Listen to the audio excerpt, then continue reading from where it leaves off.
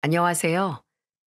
저는 남편과 황혼 이혼을 한 60대 후반의 평범한 할머니입니다. 제가 드린 이 소개만 듣고도 헛웃음 지으실 분들 계실지 모르겠네요. 다 늙어서 이혼이라니 우습다고 생각하시면서요.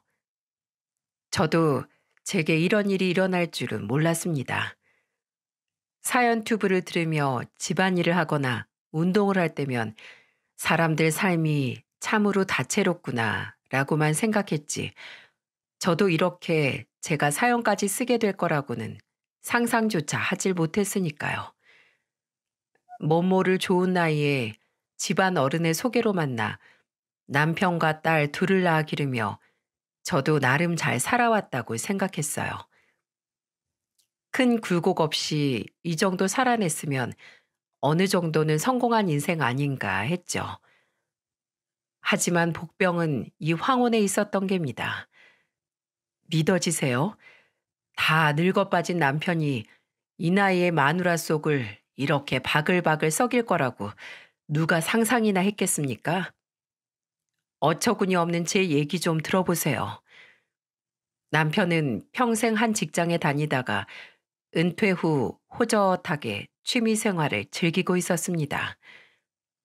평생 가족을 위해 고생했으니 이젠 원하는 거 실컷 하고 살라고 저도 남편을 응원해줬죠.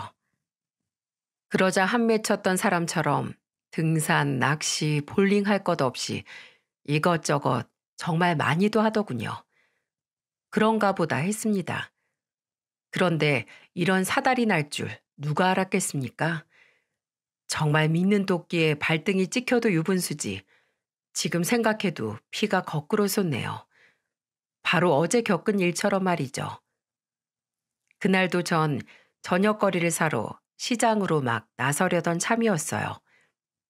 그때 마침 한 남자가 찾아와 대뜸 이렇게 묻는 게 아니겠어요?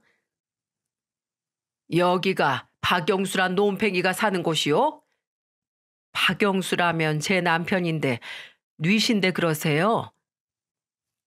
상대의 목소리가 좋지 않아 제 목소리도 덩달아 퉁명스러워져 있었어요. 혹시 그놈 안 사람 되십니까? 맞습니다만 왜 그러시는데요? 대개 남편 놈이 글쎄 내 마누라랑 바람이 났지 뭡니까? 지금 그놈 어디 있습니까? 네? 어디냐고요? 순간 짚히는 게 있었던 저는 바로 집 안으로 뛰어들어가 낮잠 자고 있는 남편을 사정없이 깨웠어요. 일어나 봐. 지금 낮잠이나 쳐자고 있을 때가 아니라고. 당신 대체 어디서 뭘 하고 돌아다닌 거야? 어? 바람이란 말을 듣는 순간 갑자기 멋을 내고 특별한 이유도 없이 늦게 귀가하던 남편의 모습이 떠올랐거든요. 그 사이 제 뒤로 따라온 남자가 잠이 덜 깨 얼떨떨해하는 남편의 멱살을 잡아 올렸습니다. 너냐? 내 마누라랑 바람난 놈이? 아이고, 아이고 대체 뉘시오. 그것보다 이거나 좀 놓고 말하시오. 사교 댄스에서 만났다며? 어? 너보다 7살이나 어린 내 마누라랑. 옆에서 듣자 하니 기가 차더군요. 그 남자에게 멱살이 잡힌 채 흔들리면서도 남편은 제 할 말 다 하더군요. 아니, 오해입니다, 오해. 춤추는 게 어쩐지 귀티가 난다면서 날 먼저 꼬신 게 그쪽 마누라란 말이오. 그년이 먼저 날 꼬셨다고요. 아유, 나이답지 않게 옷태가 좋다고 그러질 않나. 코가 오똑하니 옛날 홍콩 배우같이 생겼다고 하면서. 그 남자는 분을 이기지 못하고 남편의 얼굴에 주먹을 날렸습니다. 아, 쉰소린 됐고. 이 년놈들 내가 죽이고야 말지, 내가. 남자는 씩씩거리며 그렇게 남편을 계속해서 때렸어요. 얻어맞는 남편 놈을 보니 입술이 다 터지고 내일이면 멍으로 변할 생채기가 여기저기 생긴 것이 꼴이 말이 아니더군요. 저는 일단 그대로 잠자코 보고만 있었습니다. 제대로 혼줄이 나야 한다고 생각했거든요. 더는 내 마누라랑 만나면 그땐 다 불사질러 버릴 줄 알아. 알았어, 이 노인네야. 근데 기대와 달리 이쯤하고 물러설 모양이었어요. 조금 전까지 죽일 기세로 달려들더니 몇 대 때리고 고작 이렇게 말로 경고나 하러 왔나 싶어 한심했죠. 혀를 차고 있는데 글쎄 이 사람이 몸을 돌려 저를 보더니 한마디 하는 게 아니겠어요? 아줌씨도 남편 관리 잘하슈. 이게 뭡니까? 피차 서로 못 볼 걸 보겠시리. 그렇대도 지가 뭔데 저한테 이딴 소리를 합니까? 제가 썩난 목소리로 그 남자를 향해 말했죠. 피차 일반이잖수. 초면에 선 넘지 맙시다. 그렇게 따지면 아저씨도 마누라 관리 잘못해서 바람나서 이렇게 남의 집에 뛰어온 주제에 지금 누가 누구한테 훈계질할 입장이나 됩니까? 그리고 당신. 제가 남편을 향해 소리치자 남편이 놀라 벌떡 몸을 세우더니 무릎을 꿇고 저를 향해 빌더군요. 여보, 제발 한 번만 용서해줘. 내가 잘못했어. 방금도 들었겠지만 저 남자 옆편 내가 날 먼저 꼬셨다니까. 나이에 맞지 않게 몸이 유연하다고 하면서 나한테 떡 들러붙어서는. 그러자 남자가 성이 난 얼굴로 남편을 향해 말하더군요. 뭐라고 이 할배야? 더 맞고 싶어? 더 진입이라고 지금. 그 사이를 비집고 들어가 제가 남편의 얼굴을 내려다보며 말했죠. 허, 듣자 하니 뭐? 사교 댄스? 바람? 고개를 들고 나를 향해 두 손을 모아 비는데 남편의 코에서 코피가 쓱 흐르더군요. 코피. 여보, 나 코피. 꼴 같지 않게 남편이 피를 보이며 제게 불쌍한 척 면상을 들이대는 겁니다. 그 상황에서 제가 꼭지가 돌겠습니까? 안 돌겠습니까? 뭐야 이거? 한쪽밖에 안 나오잖아. 네 놈 한지 생각하면 터져도 쌍코피가 터져야지. 안 그러냐? 라며 제가 남편의 반대편 코를 향해 냅다 싸대기를 갈겼죠. 그러자 놈의 얼굴이 쩍 돌아가더군요. 이건 네가 날 배신한 대가고. 그리고 제가 연이어 남편의 싸대기를 다시 쳤습니다. 이건 우리 애들을 기만한 대가고. 마지막으로 한 번 더 남편 놈의 귀싸대기를 후려갈긴 후 제가 말했죠. 그리고 이건 너 같은 놈을 믿고 한평생 살아온 내 인생에 대한 복수다. 몰랐습니다. 이런 난리를 치르는 사이 딸 자식들이 어느새 집 안으로 들어와 이 모든 광경을 보고 있었다는 것을요. 남편 놈도 딸들을 봤는지 불쌍한 척 애들에게 빌붙으려 하더군요. 정아야, 주아야, 아빠가 미안하다. 내가 다 잘못했어. 제발 엄마 좀 말려다오. 한순간 실수야. 제발. 아이들은 고개를 돌려 그런 제 아빠를 외면했고 저는 남편 놈을 그대로 집에서 쫓아냈습니다. 꺼져. 당장 이 집에서 나가. 그리고 다시는 우리 얼굴 볼 생각이랑 꿈도 꾸지 말고. 그렇게 남편의 엉덩이를 걷어차며 집 밖으로 내몰면서 보니 상간녀의 남편이 아직도 한쪽에 서 있더군요. 저는 그 사람을 향해서도 소리쳤어요. 당신은 왜 여태 거기 서 있는 거요? 난 이렇게 집안 단돌이 했으니 당신 집은 당신이 알아서 하시고 앞으로 피차 볼 일 없을 테니 가시오. 썩 내 집에서 다 꺼지라고. 그렇게 돛대기 시장 같은 이 상황을 정리한 후 앞서 소개한 것처럼 저는 남편과 황혼 이혼을 했답니다. 그 이후로도 한참이 지나도록 남편 놈 생각만 하면 이가 바득바득 갈렸습니다. 시간이 지나면 괜찮아질 줄 알았는데 오랜 세월이 지난 후에도 TV에서 누가 바람 피우는 내용만 나와도 피가 거꾸로 솟고 화가 머리 끝까지 치솟았어요. 저런 년은 지옥불에 튀겨 죽여야지. 저게 사람이야? 인두껍을 쓰고 인간이 어찌 저럴 수가 있냐고. 소문에 누가 누구랑 붙어먹었다 이런 소리만 들려도 아주 싹 다 죽여버리고 싶을 만큼 바람이라는 소리만 나와도 눈에 불이 켜졌습니다. 곁에서 모든 걸 지켜봐서였는지 딸애들이라 그런지 아이들도 제 심정을 이해해 주더라고요. 참 고마운 일이었죠. 하지만 문제는 이런 일을 겪어서인지 애들이 결혼을 안 하려 든다는 것이었습니다. 정말 미치고 팔짝 뛸 노릇이었죠. 하지만 의외로 일은 쉽게 풀렸습니다. 될 일은 노력 없이도 쉽게 되고 안 될 일은 죽어라 노력해도 안 된다더니 정말 큰애 결혼이 꼭 그랬어요. 동네에서 거의 20년 동안 한자리에서 장사하는 식당 여자가 하나 있었거든요. 오고 가며 서로 옥가지며 잡다한 것들을 나눠 쓸 정도로 꽤 친하게 지내고 있었는데 어느 날엔가 그 집에 가 제가 푸념을 했네요. 우리 딸애는 결혼할 생각이 아예 없나 봐. 남자한테 도통 관심이 없는 건지 원. 지 아빠한테서 그런 더러운 꼴을 봐서 그런가 싶어 물어보면 그건 또 아니라고 하고 진짜 사람 미치겠다니까. 정아가 올해 39살인가 그렇지? 딱 마지막에 겨우 매달린 30대지 아직은. 식당 여자가 손뼉을 딱 치며 말하더군요. 그럼 마침 딱 들어맞는 집이 하나 있어. 내가 아는 다른 집 아들도 결혼을 안 해서 부모가 고민이 이만저만이 아니거든. 41라던데 키도 훤칠하니 잘생겼어. 나이도 그렇고 내 보기엔 둘이 딱이네 딱이야. 그렇게 해서 그 집 아들이랑 선을 보였는데 둘 다 마음에 든다지 뭡니까?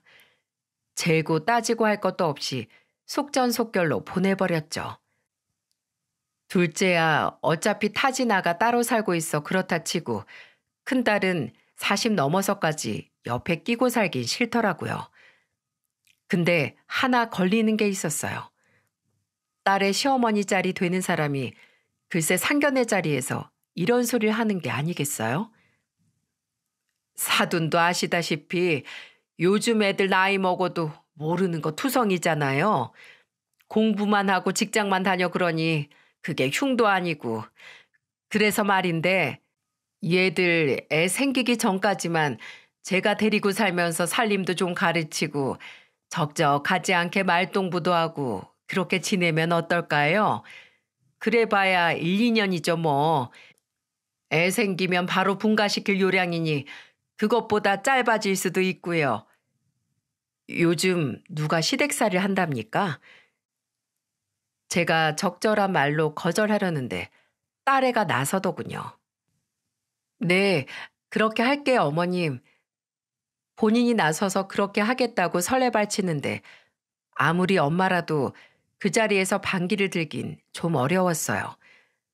지금 둘 사이가 워낙 좋으니 딸애로서는 걱정이 없었겠지만 어미로서는 좀 염려가 되더군요. 저는 딸애에게 신신당부했죠. 뭐든 좋으니 언제든 속상한 일 생기면 이 엄마한테 가장 먼저 말하라고요.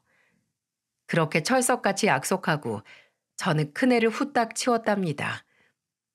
결혼하고 나서 한동안은 딸애의 콧노래가 멈추질 않더군요. 이렇게 좋은 결혼 왜 진작 안 했는지 후회된다면서요.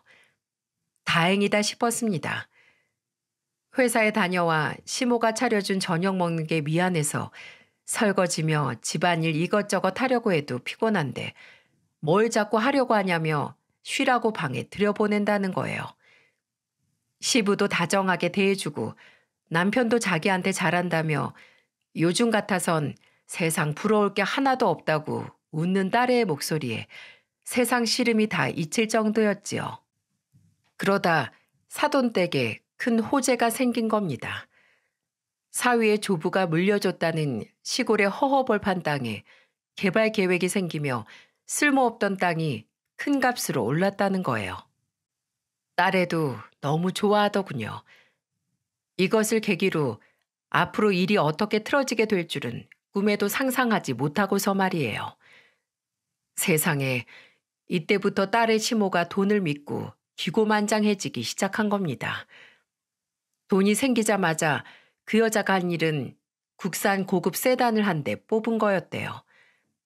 그러더니 나이 먹어 이제 곧 손주 볼 여자가 체형 교정을 하러 다니질 않나, 젊은 애들처럼 화장을 진하게 하고 다니질 않나, 참으로 한심했습니다. 무엇보다 가장 큰 문제는 딸애가 매일 분통이 터지는 목소리로 제게 전화를 한다는 거였죠. 왜 또? 아니, 무슨 일이 있었길래 그래? 딸에게 전해들은 이야기는 이러했습니다. 딸의 시모가 자기도 이제는 수준에 맞는 사람들을 만나야겠다나 뭐라나 하면서 돈 있는 여자들 모임에 들어갔다네요. 새로 산 차를 타고 다니며 그런 여자들과 허구한 날 어울리다가 어느 날엔 집으로 몇몇이 놀러 왔더랍니다. 과일 바구니를 들고서 말이죠. 그래서 우리 애가 그 과일 중에 몇 개를 깎아서 차랑 같이 대접했대요. 그걸 보더니 손님인 여자 중 하나가 그러더랍니다. 어머, 과일 비싼 거 잔뜩 들어있는 것 중에 싸고 맛없는 것만 깎아온 것 좀 봐. 너네 며느리 되게 실속 있다. 비싼 거 남겨서 자기 남편 주려고 그러나 보네. 아주 금실 좋다, 금실 좋아. 이 소리를 들은 딸애는 얼굴이 다 화끈거렸다고 했어요. 엄마, 내가 뭐 그러려고 그랬겠어? 편하고 익숙한 거로 깎아 나가느라 그런 거지. 그런데 더 화나는 건 거기다가 시모가 뭐라고 했는 줄 알아? 딸이 제 시모의 목소리 흉내내며 말하더군요. 아유, 너도 참. 애들 금실이 좋은 건 맞는데 제가 그렇게 곰살맞게 머리 쓸 주제는 못 돼. 그저 쥐뿔도 없는 집에서 커서 그런 거니까 오해는 말어. 그러더니 제 딸아이를 부르며 얘, 가서 과일 다시 깎아와. 친정에서 네 엄마가 그리 가르치든 손님들 오셨으면 가장 좋은 걸로 내와야지. 이게 무슨 궁상이니 궁상이. 어머님, 무슨 말씀을 그렇게 하세요. 저 공부만 하고 직장만 다녀서 어머니가 저 가르치신다고 끼고 사시는 거잖아요. 제가 못난 짓을 했다면 그건 다 어머니께 배운 거 아니겠어요? 그랬더니 시모가 과일이 꽂혀있던 포크를 들어 제 딸아이에게 던지더랍니다. 잔뜩 성이 난 목소리로 이렇게 말하면서요. 야, 너 지금 어느 안전이라고 따박따박 말댔구야? 과일이나 얼른 다시 깎아와. 없는 집안인 줄은 알았지만 이렇게 천하고 무식하기까지 한 줄은 몰랐다. 사돈한테 전화해서 반품을 하던지 해야지 원. 어머님, 지금이 무슨 조선시대도 아니고 어느 안전이니 천하다느니 이게 다 무슨 말씀이세요? 게다가 제가 무슨 택배예요? 전화해서 반품을 하게? 보아하니 선물로 들고 온 게 아니고 여기서 다 먹으려고 사온 모양이신가 본데 과일은 알아서들 깎아 드세요. 그 길로 쌩하니 집을 나와버렸다네요. 돈 좀 만지게 되더니 사람이 맛이 가도 한참 간 모양이더라고요. 딸애가 그러더군요. 엄마를 욕하다니 시모는 넘지 말아야 할 선을 건드렸다고요. 그 이후로 그 시모와 딸애의 전쟁이 시작됐다고 했습니다. 퇴근해서 피곤한 몸을 이끌고 집에 들어가면 시모가 아무것도 해놓지 않은 채 딸애를 불러 그러더래요. 예, 와서 얼른 저녁 차려. 어머님, 이 시간까지 아무것도 안 해두신 거예요? 내가 저녁을 왜 해야 하니? 나도 엄연히 며느리가 있는데 너도 양심이란 게 좀 있어 봐라. 언제까지 계속 내 집에서 내가 해준 밥만 얻어먹을 생각인 거냐? 그럼 비슷한 시간에 퇴근해서 들어온 딸의 남편과 시부가 그 모습을 보며 혀를 내둘렀다고 했어요. 특히 딸의 시부가 제 마누라를 여러 차례 혼쭐 냈다더군요. 당신 정신 나갔어? 새아가도 그렇고 다들 종일 일하고 온 거 안 보여? 집에서 대체 뭘 하기에 이 시간까지 밥도 안 해놓고 있는 건데. 당신 요즘 나사 하나 풀린 사람처럼 돈만 쓰고 돌아다니는데 내가 벼르고 있어? 어디 한번 나한테 제대로 걸리기만 해봐 아주. 그렇게 시모가 딸애를 괴롭히다가 바깥 사둔 사위와 싸우는 일도 잦다고 했어요. 속이 아주 시끄러웠습니다. 이걸 어떻게 요절을 내줄까 고민하던 차에 어느 날엔가 사위가 제게 전화를 걸어 그러더군요. 안녕하세요, 장모님. 잘 지내시죠? 한서방인가? 자네 모친이 내 딸을 없는 집 천한 집안 자식이라며 구박한다는데 내가 어찌 잘 지내겠는가? 그 부분은 정말이지 면목이 없습니다. 저도 그렇고 아버지께서도 따끔하게 말씀하고 계시긴 한데 요즘 저희 어머니가 제정신이 아닌 것 같아요. 저도 모르게 한숨이 나오더군요. 그래, 그건 그렇고 어쩐 일인가? 혹시 오늘 시간 괜찮으신가 해서요. 장모님 모시고 와이프랑 함께 저녁 식사하고 싶어서 전화드렸습니다. 그렇게 해서 셋이 같이 밥을 먹는데 딸애가 그러더군요. 엄마, 오늘 한서방이 엄마 모시고 왜 이렇게 비싼 식당에 온 줄 알아? 왜? 뭐 좋은 일이라도 있니? 얼굴에 미소가 만연한 딸애가 제 남편을 쳐다보자 사위가 제게 감격스러운 목소리로 말하더군요. 어머니, 우리 정아 임신했답니다. 어머, 이런 경사가 정말 잘 됐구나. 정말 잘 됐어. 더는 저희 어머니 문제 때문에 심려치 마세요. 아기까지 들어섰으니 이제 저희 곧 분가할 겁니다. 아버지께서도 장모님께 안부 전해달라고 하시면서 더는 염려하지 마시라고 하셨어요. 이제 집 구해지는 대로 곧 나갈 거니까요. 딸애도 신나서 말했죠. 그래 엄마, 더는 걱정하지 마. 아버님이 다 알아서 해주신다고 했어. 이제 좋은 것만 생각하고 좋은 것만 먹으라며 용돈도 주신 거 있지? 바깥 사돈 사람 좋은 건 알고 있었지만 이렇게까지 마음 써주시는 것에 저는 그만 감동하고 말았습니다. 무엇보다도 이젠 딸애가 제 시모한테 몹쓸 구박을 받는 일은 더는 없을 거란 생각에 눈물까지 핑 돌더군요.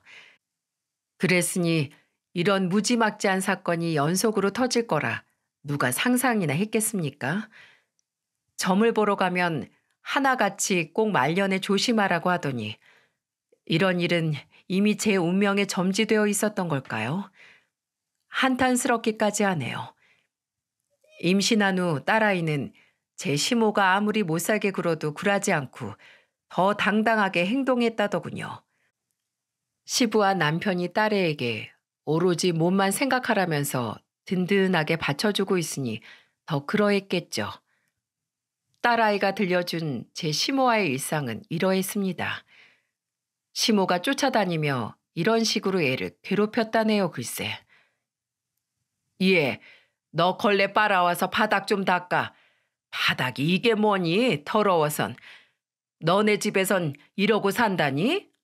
당장 걸레 빨아와서 닦지 못해? 고래고래 소리를 지르는 시모를 향해 딸애는 조용히 말하곤 했답니다. 뭐라고 하셨어요? 잘 안 들려요, 어머니. 뭐? 안 들려? 이게 아주 이젠 생쇼를 다 하고 앉았네. 젊은 년이 귀라도 먹은 거냐? 네? 뭐라고요? 어머니가 하도 소리를 지르셔서 저 이명이 오나 봐요. 병원 가봐야 할 것 같아요. 아기한테 영양 없이 치료가 되어야 할 텐데 걱정이네요. 그럼 저 병원 다녀올게요. 번번이 이런 식이었다고 해요. 이제 곧 집 구해서 살림살이만 갖춰지면 분가할 예정이니까 저와 사위 그리고 시부까지 딸애에게 조금만 버티라고 했습니다. 어차피 직장에 다니는 애니 제 시모와 둘이 있을 일도 거의 없었으니까요. 돌이켜 생각해보면 이게 잘못이었던 것 같아요. 어미로서 이렇듯 가슴 칠 일이 생길 줄 알았다면 그대로 애를 두지 말 걸 후회로 가슴이 미어집니다. 우리 모두 그렇게 방심하는 사이 제 딸아이는 제 시모에게 세상이 뒤집힐 만한 큰일을 당하고야 말았으니까요. 그 전에 저 역시 한 가지 이야기를 듣게 됐죠. 그 천인 공노할 일이 뭐였는지 그것부터 먼저 말씀드리는 게 낫겠네요. 그날도 여느 날과 같이 시장을 보고 집으로 가는 길에 딸애와 사위를 이어준 여자가 하는 그 식당에 들렀습니다. 참새가 방앗간을 그냥 지나치지 않듯 식당에 들러 장 본 걸 조금씩 나눠주기도 하고 커피를 마시기도 하면서 이런저런 얘기를 나누는 게 일상이었거든요. 일신상의 얘기를 하다 말고 식당 여자가 갑자기 생각났다는 듯 방정을 떨며 그러더군요. 아, 맞다. 빅뉴스, 빅뉴스. 자기네 사돈댁 있잖아. 갑자기 개발이네 뭐네 해서 돈벼락 맞고 나서 모가지에 깁스하고 다니던 그 안사돈. 그 여자 얘기 들었어? 또 무슨 얘기? 그 여자 여기저기 있는 사람들 쫓아 모임 들어갔다더니 골프도 시작했었다대. 이 얘긴 이미 딸에게 들어 알고 있었던 터라 대수롭지 않게 고개를 끄덕였습니다. 근데 그 골프 모임에서 만난 옆 동네 김씨 아저씨하고 바람이 났다는 거야. 자기 그거 알아? 몰라. 둘이 바람 났대. 지금 소문이 쫙 다 났다니까. 남들 눈 피해서 같이 다니는 거 봤다는 사람이 숱해요. 그년이 지금 뭐가 어떻다고? 저는 자리에서 벌떡 일어서며 욕짓거리를 뱉어냈죠. 처음에 말씀드렸다시피 전 바람이라는 소리만 들으면 자다가도 벌떡 일어나는 사람이었으니까요. 그런데 다른 사람도 아닌 제 딸의 시모가 제 안사돈이 바람이라뇨. 저는 그 후로 며칠 동안 안사돈의 뒤를 캐기 시작했어요. 소문이 사실인지 제 눈으로 확인해야 했으니까요. 그렇게 3일 동안 몰래 안사돈을 따라다녔습니다. 그리고 확실히 알게 됐죠. 그 여자가 바람이 나도 100번, 1000번 확실히 났다는 것을요. 분노로 온몸을 떨며 이걸 어떻게 뒤집어 엎을까 고민하고 있을 때 딸애한테서 전화가 오더군요. 저는 반가운 마음으로 전화를 받았어요. 그런 여자와 한순간도 더 같이 있게 하고 싶지 않아 오늘부터라도 당장 한서방이랑 우리 집에 와 있으라고 할 작정으로요.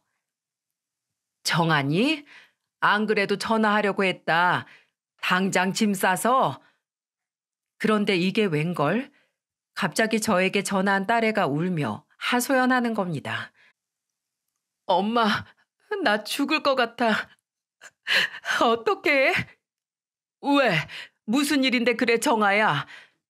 엄마, 나 유산된 거면 어떻게 하지? 우리 애기 잘못됐으면 나 진짜 어떡해, 엄마. 이게 무슨 소리야? 너 지금 어딘데? 말해봐. 지금 당장 엄마가 그쪽으로 갈게. 그랬더니 사위가 제 전화를 받더니 지금 병원에 가고 있다는 겁니다. 너무 놀란 저는 바로 택시를 타고 병원까지 한달음에 달려갔습니다. 도착해 보니 딸애가 침대에 누워 링게를 맞고 있더군요. 대체 이게 무슨 일이야? 오셨어요, 장모님? 제게 인사한 사위가 딸애에게 말했어요. 여보, 잠깐 혼자 있을 수 있겠어? 장모님이랑 얘기 좀 하고 올게. 딸애가 힘이 다 빠진 목소리로 그러더군요. 그냥 여기서 해. 안 돼. 당신 겨우 안정됐는데 멀리 안 가. 바로 문 앞 의자에 앉아서 장모님이랑 잠깐만 얘기하고 올게. 알았지? 사위가 딸의 이마에 입을 맞추자 딸애가 알았다며 고개를 끄덕이더군요. 밖에 오래 있지 말고 얼른 들어와. 알았어. 편히 한숨 자고 있어. 앞으로 당신 내가 지킬 거니까 불안해하지 말고. 특히 엄만 절대 저 문 못 넘어올 거니까 아무 걱정 마. 말을 마친 사위가 몸을 낮춰 딸애를 꼭 안아주더군요. 둘이 하는 이 대화만으로도 알 수 있었습니다.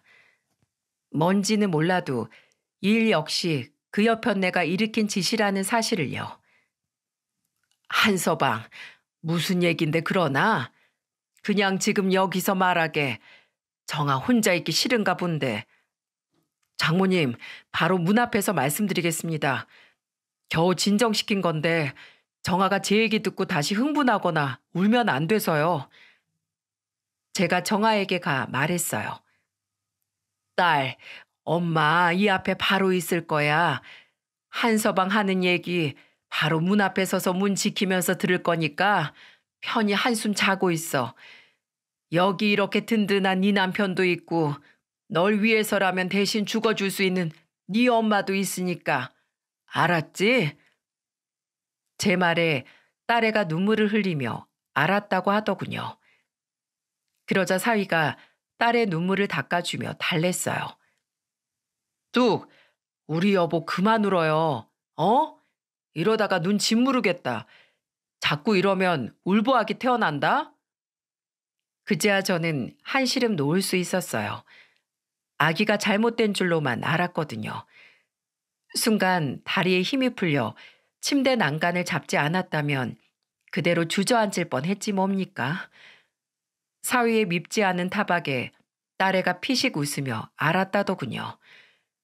우린 그렇게 한참이나 정아를 안심시킨 후 밖으로 나왔어요. 저는 딸애한테 말한 것처럼 정말 문 앞에 딱 지키고 서서 말했습니다. 그래, 무슨 일인지 어서 얘기해 보게. 그러자 사위가 그 자리에서 무릎을 꿇더니 제게 비는 게 아니겠어요? 죄송합니다, 장모님. 다 제가 못난 탓이에요. 정아 임신한 거 알았을 때 임시로 원룸이라도 구해서 둘이 나갔어야 했는데 이미 벌어진 일이니 그런 얘긴 그만두고 어여 전후 사정이나 말해보게. 사위를 통해 들은 얘기를 여기에 옮겨볼게요.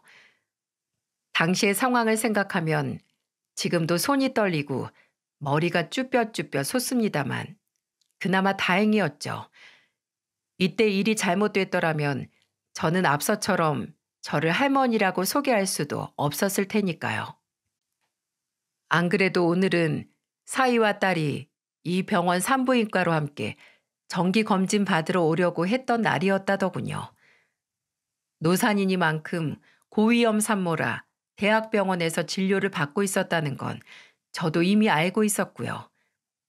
담당 교수님 스케줄 때문에 병원 예약 시간이 조금 애매해서 딸아이는 오전 반차를 냈고 사위는 일단 출근했다가 얼른 미팅 끝내놓고 집에 들러 딸애를 태운 후 함께 병원에 오려고 했었대요. 장모님, 가족들은 모르고 있었는데 저희 엄마가 1,000만 원을 현금으로 뽑아서 가지고 계셨더라고요. 그 큰 돈을 왜? 설마 바람난 남자한테 주려고 한 건가 싶은 생각이 들었지만 그 말은 입 밖으로 꺼내지 않았어요. 금을 사려고 하셨대요. 금? 갑자기 웬 금? 그래서 그 돈이랑 우리 애가 저렇게 누워있는 거랑 대체 무슨 상관이라는 건가? 그 이후의 이야기는 사위가 한 얘기와 딸에게서 전해 들은 이야기를 섞어서 적은 것이니 감안해서 들어주시길 바랍니다. 사위와 이야기를 나눌수록 알겠더군요. 왜 한서방이 악착같이 저와 둘이 따로 나와서 얘기하려고 했었는지 말입니다. 아침나절 잠깐 밖에 나갔다 온 그 여자가 화장대 문갑에 넣어둔 1,000만 원이 안 보이자 병원 검진 시간에 맞춰 준비하고 있던 딸애에게 득달같이 달려들어 그랬답니다. 없는 집안 년인 줄은 알았지만 손버릇까지 더러운 년인 줄은 몰랐구나. 그래 너 인연 내 돈 어쨌어? 어? 내 1,000만 원 어쨌냐고? 무슨 말씀이세요 어머님? 또 안 들리는 척 할 참이냐? 오냐, 내가 오늘 아주 날 잡아 인형 귀를 뻥 뚫어주마. 다시는 무슨 소리냐 말 못하게끔 말이야. 정말 무슨 말씀이신지 몰라서 그래요. 돈이라뇨. 지금이라도 내놓으면 용서해 주려고 했는데 너 정말 안 되겠구나. 왜 생사람을 잡으세요? 정말로 제가 돈을 훔쳤다고 생각하시는 거예요? 어떻게 어머님은 생각하는 수준이 그것밖에 안 되세요? 수준? 오라, 그래. 너 오늘 네 시애미 수준 한번 제대로 맛봐봐라. 그리고 임신한 제 딸의 머리채를 잡아 끌고 돈이 있던 안방의 화장대 문각까지 갔답니다. 갑작스런 폭력의 딸에는 아기를 지키려고 배를 꼭 끌어안았다더군요. 눈깔 뜨고 제대로 보란 말이지. 내 돈이 분명 여기 있었다고, 여기. 그런데 돈에 발이 달려 없어지냐? 아침까지 있던 게 왜 없어져? 이 집에 지금 네 년이랑 나밖에 더 있어? 제가 안 가져갔다는데 대체 왜 이러시는 건데요? 손주 태어나기도 전에 일 치르려고 이러세요? 어머님, 정말 미친 거예요? 그래, 이년아, 나 미쳤다.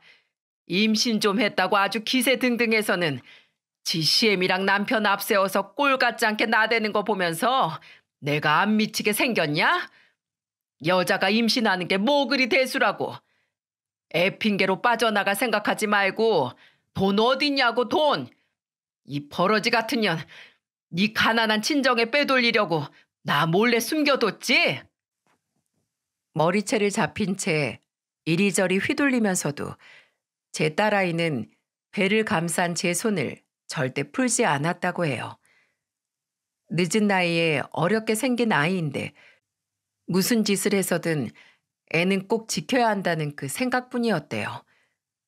얘기를 듣는 내내 정말 그 여편네를 죽이고 싶었습니다. 여러분이라면 안 그렇겠어요? 손찌검 한 번 안 하고 귀하디 귀하게 키운 내 새끼를 도둑년 취급하는 것도 모자라 홀몸도 아닌 애를 어찌 그리 험하게. 돈 어딨냐고, 내 돈.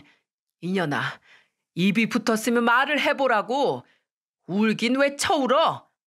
니년이 한 짓이 있으니 쳐우는 거지? 어? 맞잖아, 이 벼락 맞아 죽을년. 그 여자가 며느리 머리채를 잡고 그렇게 한참을 실랑이 하다 전화에도 받지 않고 시간이 됐는데도 내려오지 않는 딸아이를 찾아 집으로 올라온 제 아들과 딱 마주쳤다고 하더군요. 엄마, 지금 대체 뭐 하는 짓이야? 집으로 들어오던 아들이 상황을 보고 고함을 치며 달려오자 몸을 최대한 웅크린 채 배만 보호하던 정아가 그 소리를 듣고 몸을 일으켜 제 남편에게 가려고 했다네요. 그때 그 여자가 돌아서는 정아의 머리채를 다시 한번 낚아채 끌어당기는 바람에 정아가 문간 모서리에 부딪히며 넘어졌다고 했습니다. 사위는 그런 딸애를 안아 병원 응급실로 바로 온 거고요. 죄송합니다, 장모님. 제 엄마라는 여자랑은 당장 인연 끊을 겁니다. 정말 죄송합니다. 제가 정아를 더 제대로 지켰어야 했는데 그러지 못하고. 그때 바깥사돈이 헐레벌떡 병원으로 뛰어 들어오는 게 보였어요. 이게 다 무슨 일이야? 안사돈, 아니 얘야. 두 사람 다 얼굴이 왜? 새아가는 어디 있는데요? 대체 이게. 저는 그만 그 자리에 주저앉아 주먹으로 제 가슴을 있는 힘껏 내리쳤어요. 정말 미쳐버리겠더라고요. 사위가 그런 제게 죄송하다고 거듭말했습니다. 안에서 딸애가 듣고 혹시나 또 눈물바람을 하게 될까 우리 모두 숨죽인 채 목소리를 낮춰 얘기했어요. 그때 멀찍이 한 사람이 눈에 들어오더군요.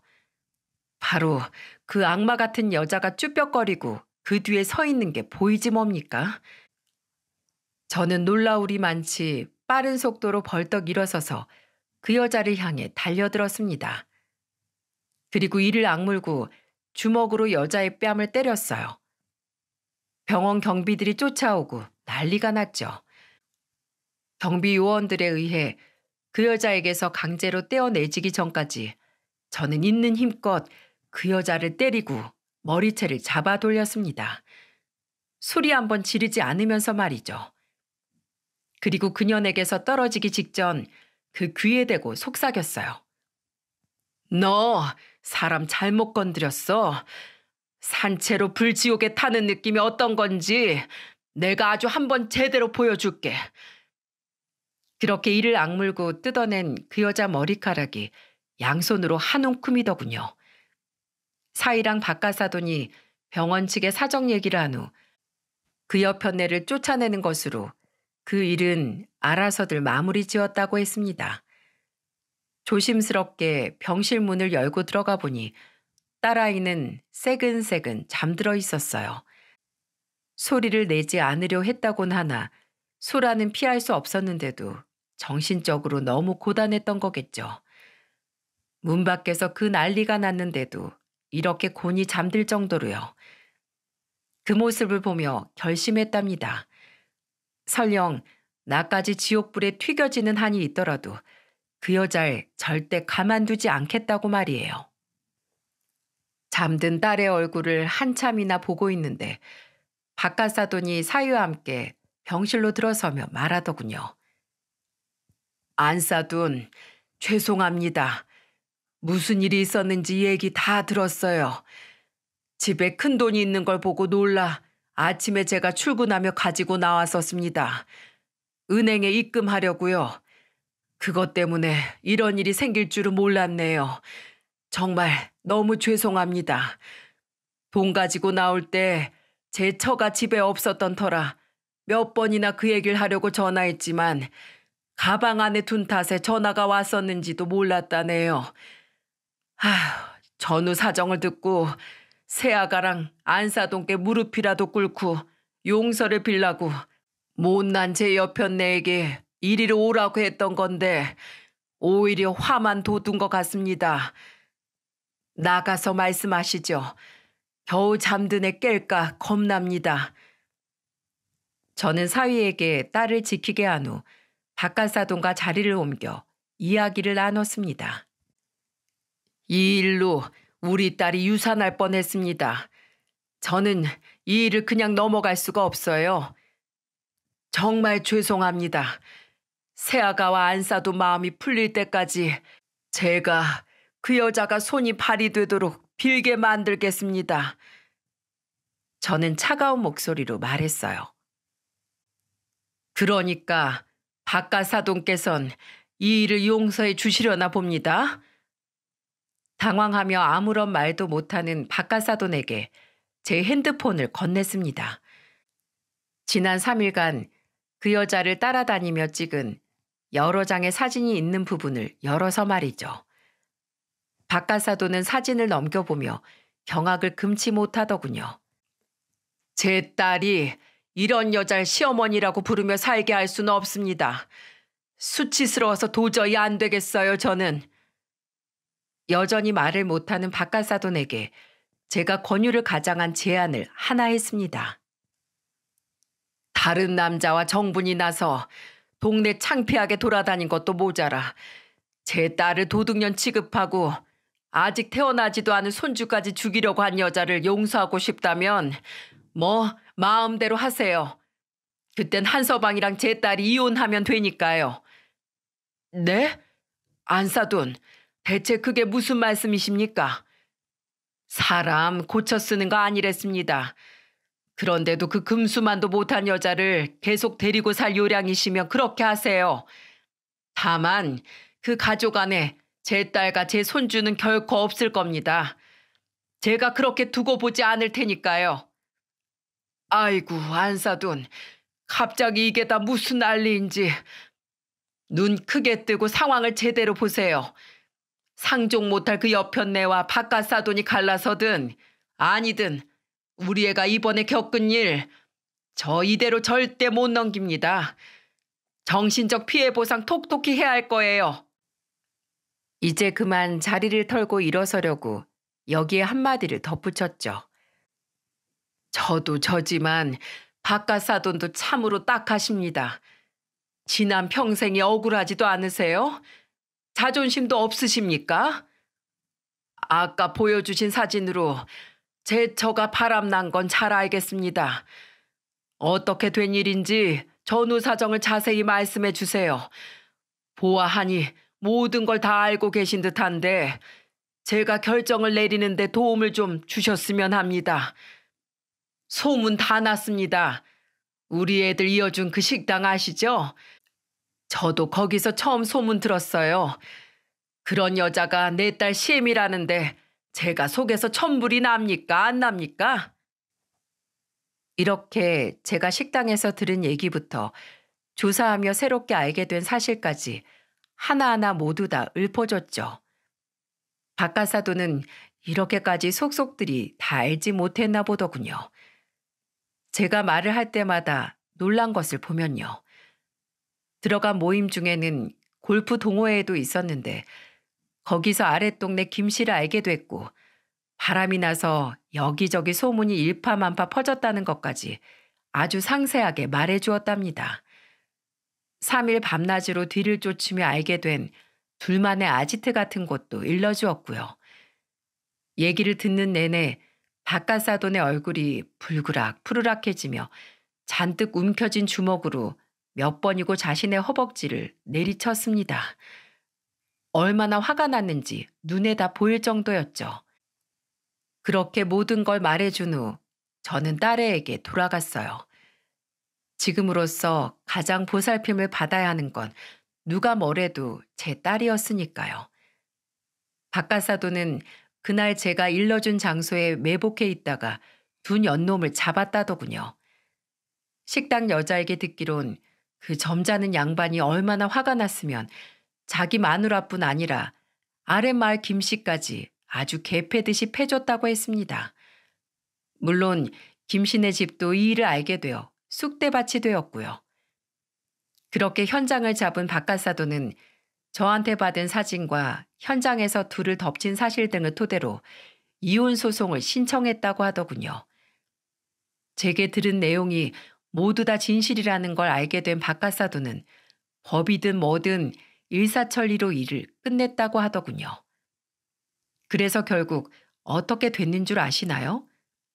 그 여자 탈탈 털려 집에서 쫓겨났답니다. 그렇게 뽐내던 차며 금부치할 거 없이 몽땅 털려서요. 산 세월이 있으니 재산 분할은 좀 받은 것 같습니다만 그것마저 제 딸아이한테 위자료로 주고 아주 개털이 됐죠. 분가를 준비 중이던 딸과 사위는 새로 분양받은 아파트에서 바깥 사돈을 모시고 함께 살기로 했다더군요.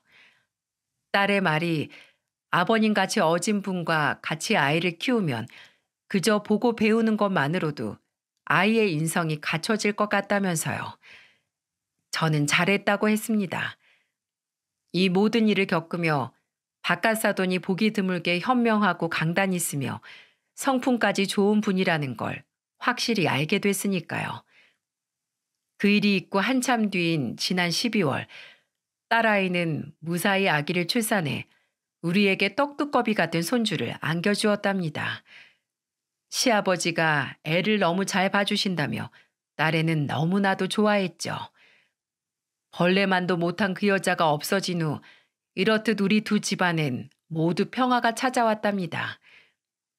제게 쫓겨난 남편도 그렇겠지만 그년도 가진 것 하나 없이 그렇게 홀로 노년을 쓸쓸히 맞이하겠죠. 둘 다 고독사까지 하면 더할 나위 없겠네요. 출산하고 처음 맞는 올 설날에 딸애가 집에 오더니 제게 재미있는 소식을 하나 알려주지 뭡니까? 마치 보너스처럼요. 엄마, 그 여자가 명절 아침에 어떻게 알았는지 우리 집으로 찾아왔었어. 꾀죄죄한 몰골로 찾아와선 아버님을 붙잡고 빌더라. 하면서 말이에요. 여보, 내가 잘못했어. 제발 용서해줘. 나 도저히 이렇게는 못 살겠어. 다시는 안 그럴 테니까 제발, 여보. 사람들이 하는 소리 듣고 당신이 여기로 이사 온 거 알고 물어 용기 내서 찾아왔으니까 제발 나 내치지만 말아줘. 그러면서 무릎을 꿇고 머리를 조아리면서 바닥에 얼굴을 붙인 채 울더래요.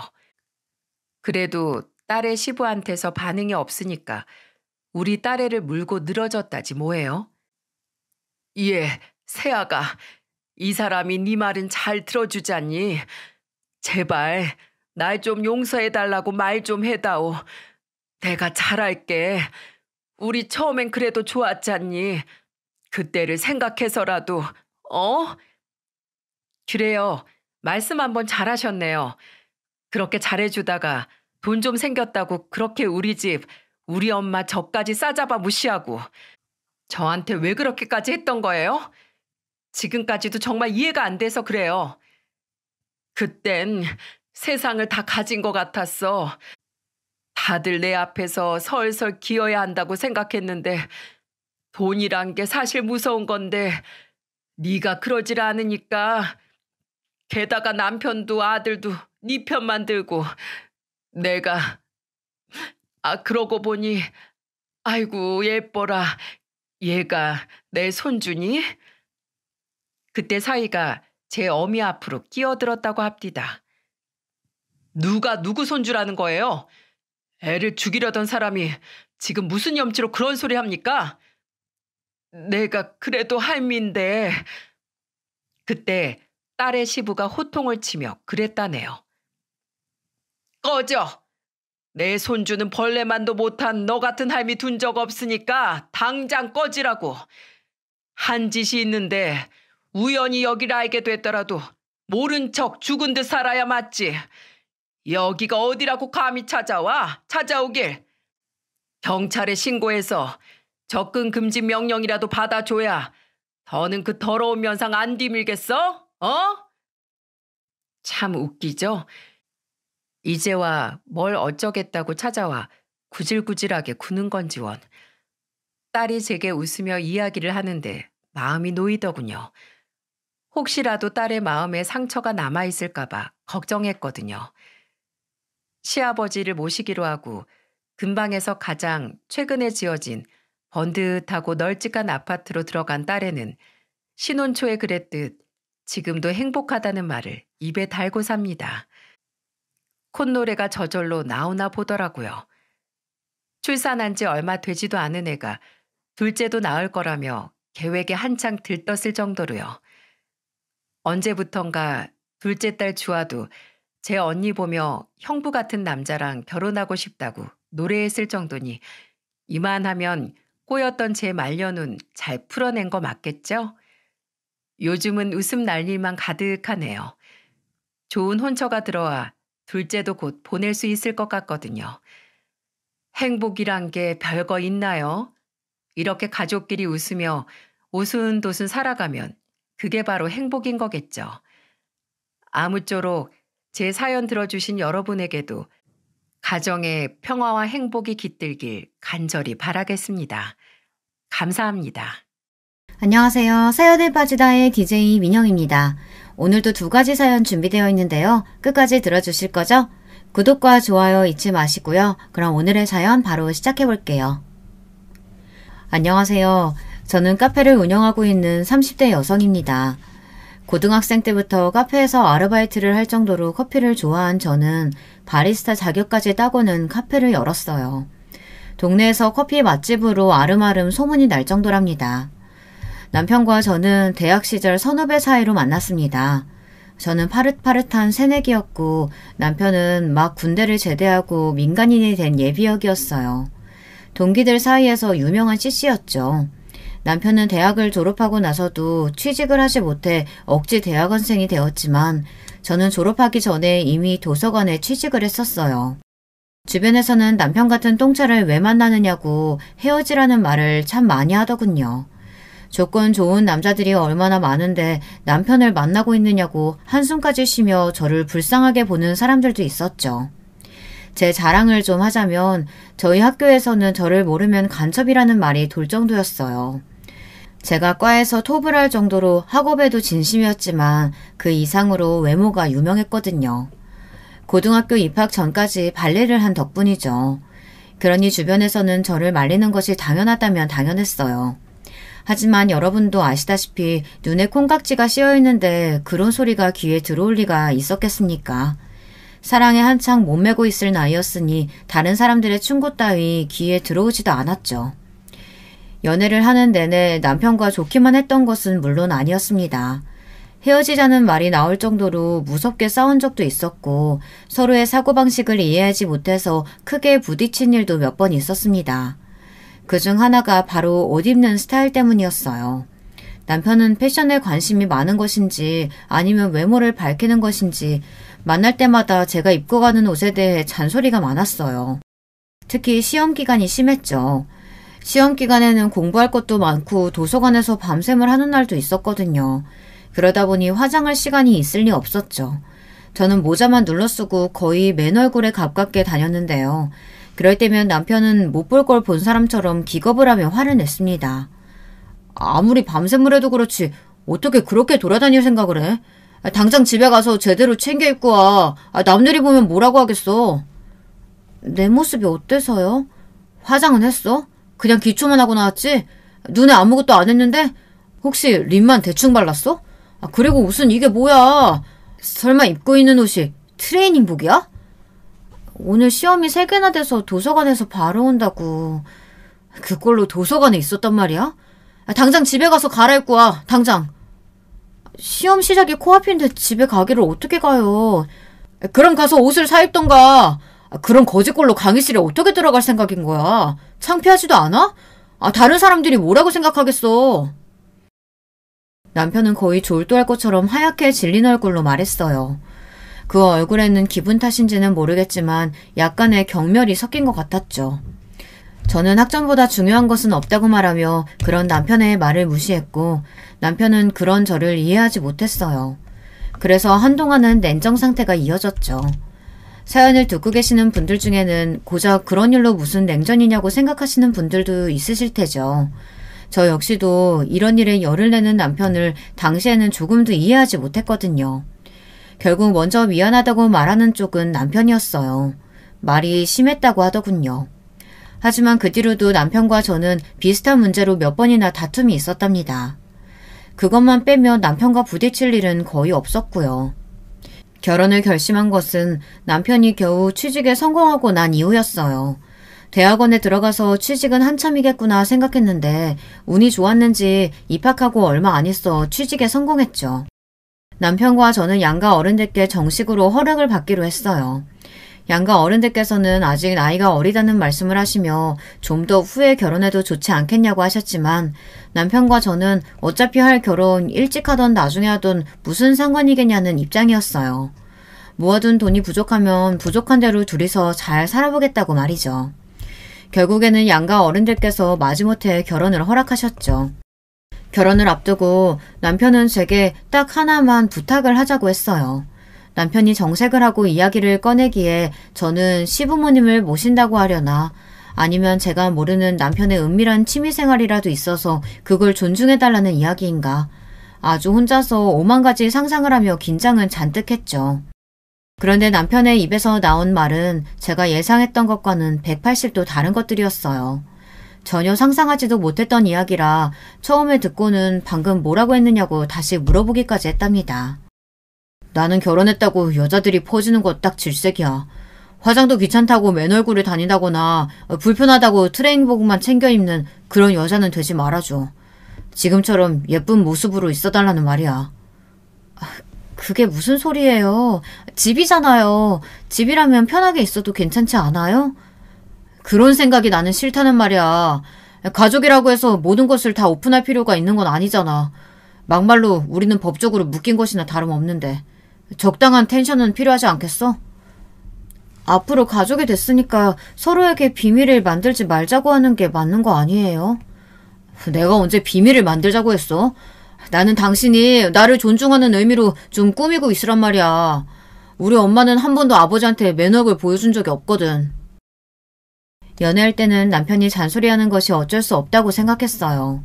그런데 결혼을 앞두고 이런 이야기를 직접적으로 할 것이라고는 상상하지도 못했죠. 남편은 허리가 고무줄로 된 옷은 절대 입지 말아달라는 말은 물론 몸매 관리를 위해서 운동도 필수라고 하더군요. 건강을 위해서라고 이야기한다면 이해라도 할 텐데 몸매 관리를 위해서라고 하니 좀 어이가 없었어요. 제 얼굴에 그런 표정이 드러난 것인지 남편은 그 이후로도 일장연설을 이어갔어요. 사사건건 시어머니와 비교하며 자신은 그렇게 사는 모습이 너무 보기 좋았다고 말이죠. 저희 시어머니께서는 머리끝부터 발끝까지 빈 곳을 찾을 수 없을 정도로 완벽하신 분이셨어요. 집에 불러서 몇 번 가본 적이 있는데 그때마다 드라마에서나 볼 수 있을 정도로 완벽한 모습을 하고 계셨죠. 처음에는 저를 손님으로 생각하셔서 그런가 보다 했는데 남편의 말을 듣고 보니 그게 아니더라고요. 하지만 저는 좀 생각이 달랐어요. 집이라는 곳은 편하게 마음을 놓을 수 있는 공간이어야 한다고 생각했거든요. 그걸로 신혼 초반부터 참 많이 싸웠던 것 같아요. 남편은 화장하지 않은 제 얼굴을 볼 때마다 화를 냈고 저는 집에서만큼은 쉬게 해줄 수 없느냐고 싸웠죠. 서로 조금의 양보도 없었답니다. 하지만 먼저 백기를 든 것은 저였어요. 시어머니까지 나서서 들들 볶는데 이길 장사가 없더라고요. 그 일을 제외하고 남편과의 사이는 좋았습니다. 남편은 일을 집에 가지고 오는 사람도 아니었고 저와 있는 시간이 중요하다고 말해주는 사람이었어요. 그런데 이상하게도 남편은 아이 이야기가 나오면 말을 돌리면서 피하더라고요. 시댁에서는 하루라도 빨리 아이를 가지라고 하시는데 말이죠. 그때마다 남편은 아이를 좋아하지 않는다고 말하며 이렇게 둘이서 행복하게 사는 것도 좋다고 말했고요. 하루는 제사가 있어서 시댁에 갔다가 아이는 언제 가질 계획이냐고 한바탕 잔소리를 듣고 집으로 돌아오는 길이었어요. 저는 남편에게 넌지시 시부모님들도 손주를 자꾸 원하시는데 아이를 갖는 문제에 대해 진지하게 다시 생각해보는 것이 어떻겠느냐고 물었죠. 남편은 정색을 하면서 어른들이 말씀하시면 그냥 한 귀로 듣고 한 귀로 흘리면 그만이라고 하더군요. 하지만 오늘만 하더라도 어머니께서 얼마나 날 붙들고 아이 낳아야 한다고 그것도 아들이어야 한다고 강조하셨는지 몰라요. 당신은 우리 닮은 아이가 궁금하지 않아요? 아이 낳는 것이 여자 몸에 얼마나 부담되는데 골반 틀어질 수도 있고 그럼 지금 같은 몸에 유지하는데 얼마나 돈이 들어가겠어. 당신 지금 무슨 이야기 하는 거예요? 지금까지 아이 천천히 갖자고 한 이유가 내 몸매 때문이라고요? 다 당신 생각해서 하는 말이잖아. 애 낳고 지금으로 돌아가려면 얼마나 뼈를 깎는 노력이 필요할지 당신 상상이라도 해봤어? 남편의 말에 저는 숨이 턱하고 막히는 것 같았습니다. 어떤 남자가 아이를 낳지 않는 이유로 아내의 몸매를 꼽겠습니까? 저는 남편에게 대꾸할 말을 찾지 못하고 그냥 그대로 대화를 끝내야만 했습니다. 남편은 제게 말을 하고도 성에 차지 않는지 시댁에 전화를 해서는 앞으로 아이와 관련해서 그 누구도 말을 하지 말라고 엄포까지 놓았죠. 우리 둘의 문제인데 왜 어른들이 나서서 배나라 감나라 하는지 이해가 안 된다고 하면서요. 이걸 덕분이라고 해야 할진 모르겠지만 그 이후로 시댁에서는 한 번도 아이에 대해 물어보질 않으셨어요. 그 난리가 있고 나서 무려 5년이라는 시간이 흐르고서야 저는 아이를 가졌습니다. 남편은 당연히 기뻐하기 전에 긴 한숨부터 내쉬었죠. 애시당초 남편의 기뻐하는 모습은 기대조차 하지 않았지만 그래도 다른 집 남편들처럼 축하한다, 사랑한다, 고맙다 이 정도의 말은 할 줄 알았는데 남편은 고작 알겠다라고 하는 것이 전부였답니다. 임신한 내내 저는 입덧에 힘들었어요. 심한 날은 생수 냄새도 비리다는 생각을 할 정도였죠. 아이를 생각해서라도 억지로 먹어야 한다고 이야기를 하셔서 어떻게든 음식을 먹어보려고 했지만 얼마 먹지도 못하고 늘 그만둬야 했어요. 배는 불러오는데 제 팔과 다리는 살이 쏙쏙 빠지고 있었죠. 그나마 산 딸을 2달 정도 남겨두고 나서야 저는 입덧을 그만둘 수 있었답니다. 남편의 반응은 어땠느냐고요? 가히 충격적이었죠. 지금도 당시의 남편을 떠올리면 손이 벌벌 떨리고 숨이 가빠오는 것 같아요. 남편은 제대로 먹지도 못하는 저를 보며 안타까워하기는커녕 아이를 낳고 나서 금방 예전으로 돌아갈 수 있겠다고 좋아하더라고요. 누군가 임신했을 때의 기억이 평생 간다고 하는데 진짜 딱 그 말이 맞는 것 같아요. 제가 입덧으로 힘들어할 때마다 보인 남편의 만족스러운 미소는 잊혀지지가 않았죠. 그렇게 고생해서 저는 쌍둥이를 낳았습니다. 아이들은 평균보다 조금은 작게 태어났지만 그래도 건강하게 무럭무럭 자라났죠. 남편은 아이들을 거추장스럽게 느끼는 것 같았어요. 집에 와서 아이를 안아주는 일도 없었죠. 쌍둥이가 배고프다고 울면 마지못해 어정쩡한 자세로 아이를 안고 달래주었어요. 기적이요? 당연히 한 번도 갈아주지 않았죠.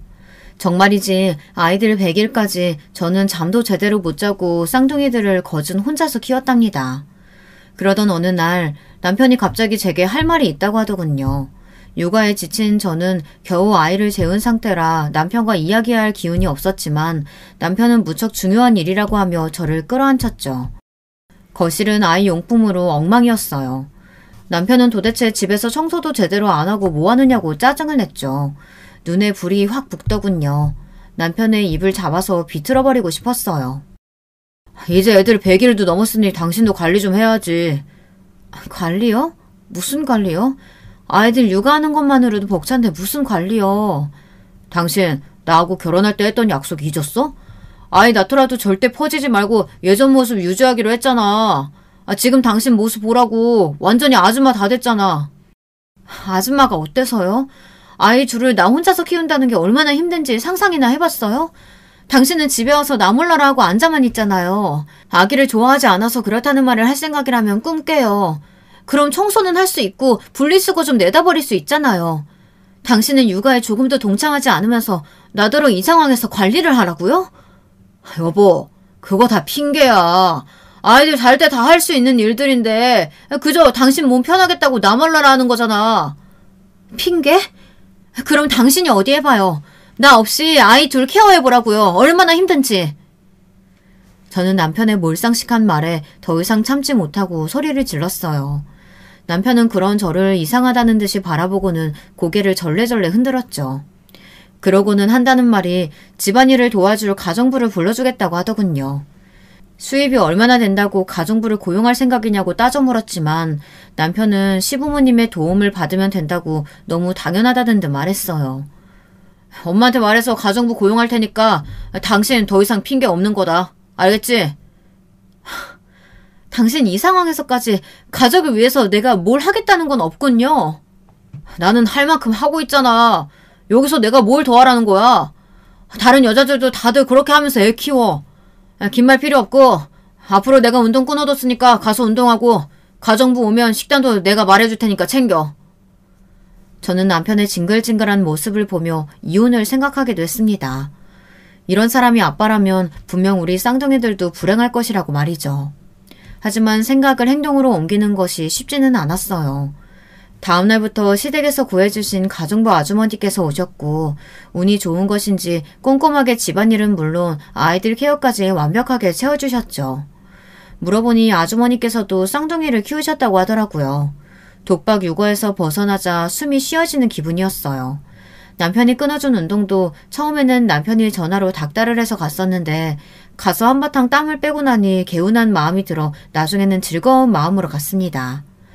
남편은 당연히 아이 문제에 대해서는 전적으로 저에게 맡겼어요. 저는 복직하면서 아이들을 도서관 옆에 어린이집에 맡겼고 출퇴근을 함께 했죠. 남편과 대화하는 시간도 점점 줄어들기 시작한 것도 이때부터라고 생각해요. 남편도 일이 바쁜지 툭 하면 야근이었죠. 저희 집 식탁이 4식구로 채워지는 일은 일주일에 손꼽을 정도였답니다. 하루는 쌍둥이들을 양옆에 앉혀두고 이유식을 먹이느라 정신이 없는데 남편이 한마디 하더군요. 당신 요즘 운동은 나가는 거야? 아침에 수영 나가는데 왜요? 아니 수영 말고 필라테스 같은 운동은 어때? 갑자기 필라테스라니 뜬금없이 무슨 소리예요?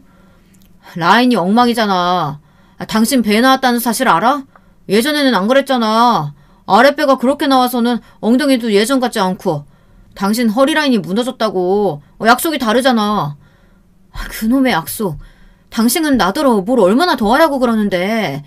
내가 연예인도 아니고 도대체 당신은 무슨 생각인지 모르겠어요. 연예인이 별거야? 다 노력을 그만큼 하는 거지. 당신도 좀 노력하라고. 하고 있잖아요. 얼마나를 더 해야 당신 성에 차는데요. 거울을 좀 봐. 당신 지금 어떻게 보이는지. 돼지처럼 뒤룩뒤룩해서는. 남편은 먹던 숟가락을 식탁에 세게 내려놓더니 밥맛 떨어진다며 자리를 박차고 나가버렸죠. 기가 막혔어요. 인간이 저래도 되나 싶었죠. 어리둥절하면서 저를 바라보는 아이들에게 억지 웃음을 지어가며 겨우 식사를 마치고 주방에 우두커니 서서 저는 많은 생각을 했습니다. 이제는 남편의 저런 행동이 집착을 넘어 병으로까지 보이기 시작했어요. 얼마를 그렇게 서 있었는지 문이 곧 열리고 남편이 들어오는 소리가 나더군요. 그제야 정신을 차린 저는 이를 악물고 설거지를 시작했어요. 등 뒤로 남편이 다가오는 소리가 들렸죠. 여보, 미안해. 내가 말이 심했어. 남편은 제게 프리지아 꽃다발을 내밀며 사과를 했어요. 연애 시절부터 지금까지 처음 있는 일이었어요. 남편은 원래 식물을 좋아해서 집에도 곳곳에 화분들이 있었는데요. 그럼에도 불구하고 한 번도 제게 꽃다발을 선물한 적이 없었거든요. 저는 처음 겪는 일이라 당황해서 내밀어진 꽃다발과 남편의 얼굴을 번갈아 보기만 했어요. 남편은 그런 제품에 꽃다발을 안겨주며 자신의 잘못을 용서해달라고 했죠. 자신이 너무 무심했다며 앞으로는 혼자서 힘들지 않도록 노력하겠다고 하면서 말이에요. 제 입장에서는 해가 서쪽에서 뜬다는 말과 전혀 다르지 않을 정도의 충격이었어요. 남편은 정말 많이 생각하고 반성했다고 이번 한 번만 자신을 믿고 넘어가자고 했고 저는 얼떨결에 고개를 끄덕였어요. 남편은 정말 그날 이후로 달라진 모습들을 보여주었어요. 어색한 손길이지만 아이에게 이유식을 먹여주기도 했고 피곤하다고 하면 어깨를 주물어주기도 했죠. 그래서 저는 단 한순간도 남편을 의심해 본 적이 없었어요. 갑자기 잘해주거나 선물을 안기면 남편의 외도를 의심하라고 하는 말이 제게는 해당하지 않는 줄 알았습니다. 저는 남편이 이제야 철이 들었다고 생각했고 이대로 행복한 순간이 이어지기를 바라기만 했답니다. 하지만 저의 이런 착각이 깨지는데 오래 걸리지 않았어요. 하루는 도서관 세미나가 있어 토요일에 출장을 가게 되었어요. 출장이라고 해봤자 2시간 정도 떨어진 지역의 도서관이었죠. 남편도 주말에 미팅이 잡혀있다고 해서 친정에 아이들을 데려다 두고 일을 하러 갔습니다. 세미나는 생각보다 늦게까지 이어졌어요. 계획보다 늦어진 저는 급한 마음에 서둘러 집으로 향하고 있었죠. 그때였어요. 별 생각 없이 정류장에서 버스를 기다리는데 멀리서 익숙한 차량 한 대가 다가오는 것이 보이더군요. 그리고는 정류장을 지나 건물 주차장으로 들어갔죠. 번호판이 분명 남편의 차였어요. 저는 회사에서 미팅이 있다는 사람이 왜 여기 있나 싶은 마음에 어딘가 홀린 사람처럼 그 차가 들어간 주차장을 따라 들어갔어요. 주차장에 들어가서 바로 남편의 목소리가 들렸고 저는 바로 아무차 뒤에 숨었죠. 오늘도 고생했어. 골프 접대가 역시 제일 힘들어. 표신하지 않게 져주는 것도 보통 에너지가 필요한 일이 아니더라고. 일부러 졌다고는 아무도 모를 정도로 감쪽 같은데요? 자기 원래 실력이 그런 거 아니고? 내 실력 뻔히 알면서 왜 이래. 오늘은 좀 씻고 가야겠다. 땀이 많이 나는지 영 찝찝하네. 그냥 씻고만 가려고? 귀엽게 굴기는. 같이 씻을까? 대학 CC 시절 이후 저렇게 남편이 다정하게 이야기한 적이 있었던가. 저는 역겹고 소름 돋는 대화를 엿들으면서 제가 제대로 듣고 있는 것이 맞는지 의심이 들었어요. 남편은 다정하게 여자의 허리에 손을 얹더니 건물 안으로 들어갔죠.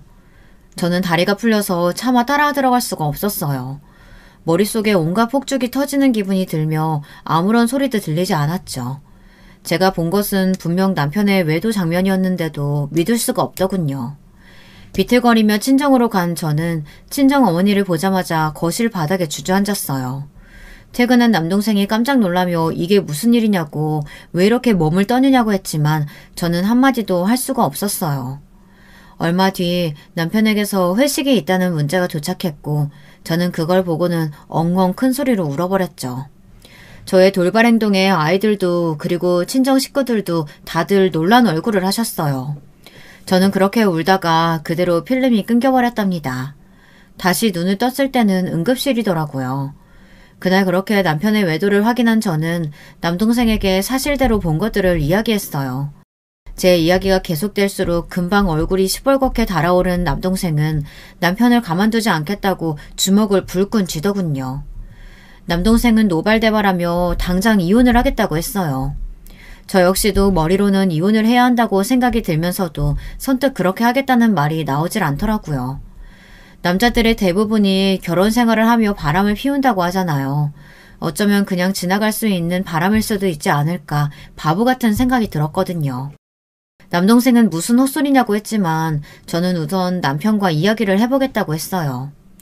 남편의 외도를 알고 나니 그동안의 남편의 행동들이 다 거짓말처럼 보였어요. 남편으로 아이들 아빠로 노력하는 모습이 다 연기처럼 느껴졌죠. 저는 남동생에게 부탁해 남편의 외도 흔적을 찾아달라고 말했어요. 집안에서는 워낙 감쪽 같으니 밖에서 찾을 수밖에 없었거든요. 얼마 지나지 않아 남편과 그 여자의 진한 애정 행각이 담긴 사진이 제 손에 들어왔습니다. 집 밖이라고 조심성이 사라진 것인지 사진을 찍은 것이 아주 손쉬웠다고 했죠. 대망의 그날 저는 남편에게 사진을 내밀며 여기 찍힌 사람은 누구냐고 물었어요. 남편은 멈칫하더니 뚫어져라 사진을 바라보았죠. 그리고는 바람 빠지는 소리와 함께 몸을 뒤로 한껏 젖히고는 저를 바라보며 어떻게 알았느냐고 묻더군요. 바람 피운 것이 맞기는 하군요. 이 상황에서 당신 어떻게 나한테 이렇게 당당해요? 당신이 알았다고 하니까 말하기 쉬워져서 그렇지. 잘 됐어. 언제 말해야 하나 기회만 보고 있었는데. 뭐라고요? 당신 지금 아이들이나 나한테 미안하다는 생각 전혀 안 들어요? 내가 뭘 미안해야 한다는 소리야? 내가 처음부터 말했지. 결혼하고 나서도 관리하라고. 아이는 필요 없다고. 내 말 무시하고 애 둘이나 낳은 사람은 당신이야. 거기다 퍼지지 말아달라고 그렇게 이야기했는데 눈이 있으면 거울을 좀 보라고. 당신이 어떤 상태인지. 야, 너 말 다 했어? 애는 나 혼자만 드니? 나 혼자 낳았냐고. 지 새끼 나 몰라라 하고 아무것도 안 했으면서 지금 모든 게 다 내 탓이란 말이야? 남편은 변명 같지도 않은 소리에 결국 소리를 지르며 흥분한 것은 제 쪽이었어요. 침착하게 대응하자고 그렇게 다짐했는데 남편의 대꾸에 이성이 날아가는 것 같았죠. 하지만 이어지는 남편의 대답은 상상을 초월할 만큼 더 충격적이었어요. 물론 외도를 했다는 사실만 보면 내 잘못이 맞겠지. 그런데 당신이 날 밖에서 다른 여자 만나게 만들었다니까? 사진을 봐. 당신보다 나이는 1살 더 많은데 자기 관리가 얼마나 확실한가. 들어갈 때 들어가고 나올 때 나오고 얼마나 완벽해? 남편의 말에 저는 수음이 쉬어지지 않는 것 같았어요. 남편은 너무나도 평안한 모습으로 친권도 다 포기할 테니 이혼하자고 하더군요. 제가 먼저 말해도 시원치 않을 상황에서 남편은 당당하게 말했어요. 남편은 위자료는 줄 수 있지만 양육비는 보내지 않겠다고 말했죠. 자신이 원해서 태어난 아이가 아니니 자신이 양육비를 줄 이유가 없다고 말이에요. 남편은 10년 묵은 채증이 내려갔다는 얼굴로 이야기는 변호사를 통해서 하겠다고 하며 가벼운 발걸음으로 가방을 싸서 나가버렸어요. 그러면서 나머지 짐은 정리해서 보내달라고 하더군요. 남편에게 외도 사실을 추궁하려고 만든 자리였는데 모든 것이 엉망이 되어버렸어요. 저는 그런 남편에게 제대로 된 화도 내지 못하고 끝나고 말았답니다. 남동생이 소개시켜준 변호사는 저의 상황을 듣고는 남편을 향해 온갖 욕설을 다 퍼부었어요. 저는 그런 욕이 있다는 것은 처음 알 정도였죠. 저는 어떻게든 두 사람에게 복수하고 싶다고 말했지만 변호사는 위자료 청구 소송을 하는 것이 가장 좋은 방법이라고 하며 오히려 과한 액션은 제게 불리하다고 하더군요. 제가 할 수 있는 일이 소송이 전부라는 사실에 절망감이 밀려왔어요. 나는 용광로에 떨어진 사람처럼 온몸에 불이 붙어 활활 타고 있는데 바람을 피운 남편과 그 상간녀는 행복하게 제2의 인생을 시작한다는 것이 너무나도 화가 났죠. 저를 잘 알고 있는 남동생은 제발 법의 테두리 안에서 행동해야 한다고 이성적으로 보자고 저를 다독였지만 쉽게 진정이 되지 않았어요. 시댁에서는 남편 편을 들며 위자료를 받고 떨어지라는 식으로 나왔어요. 하지만 돈의 문제가 아니었죠. 저는 어떻게 하면 남편과 상간녀를 제가 있는 지옥으로 끌고 내려올 수 있을까 고민했어요. 남동생이 적극적으로 말렸지만 저는 남편과 상간녀에 대해 알아보기 시작했죠. 상간녀는 미스코리아 출신으로 영어 유치원 선생님이더군요. 우선 저는 남편과 상간녀가 새로 이사한 집을 알아냈어요. 그리고 그 옆집이 빈집이라는 소리를 듣고 바로 계약을 하러 갔죠. 하지만 간발의 차이로 다른 사람이 그 집을 샀다고 하더군요. 저는 급한 마음에 집을 샀다는 사람과 연락해달라고 부탁했어요. 부동산에서는 곤란하다는 입장이라 어쩔 수 없이 발품을 팔아야 했죠. 겨우 만난 그 사람은 제 또래의 남자였어요. 저는 제발 그 집을 제게 되팔 생각은 없느냐고 물었죠. 꼭 그 집이어야만 한다고 하며 원한다면 시세보다 더 쳐줄 수도 있다고 했어요. 하지만 남자는 자신 역시 그 집이 아니면 안 된다고 거절하더군요. 제가 무척 간절한 상황이라고 말하자 머뭇거리던 남자는 자신의 목적을 이루고 나면 집을 팔 테니 그때까지 기다릴 수 있겠느냐고 했죠. 그 기간이 얼마나 될지는 모른다고 하면서요. 그 말을 듣는데 뭔가 이상하다는 느낌이 왔어요.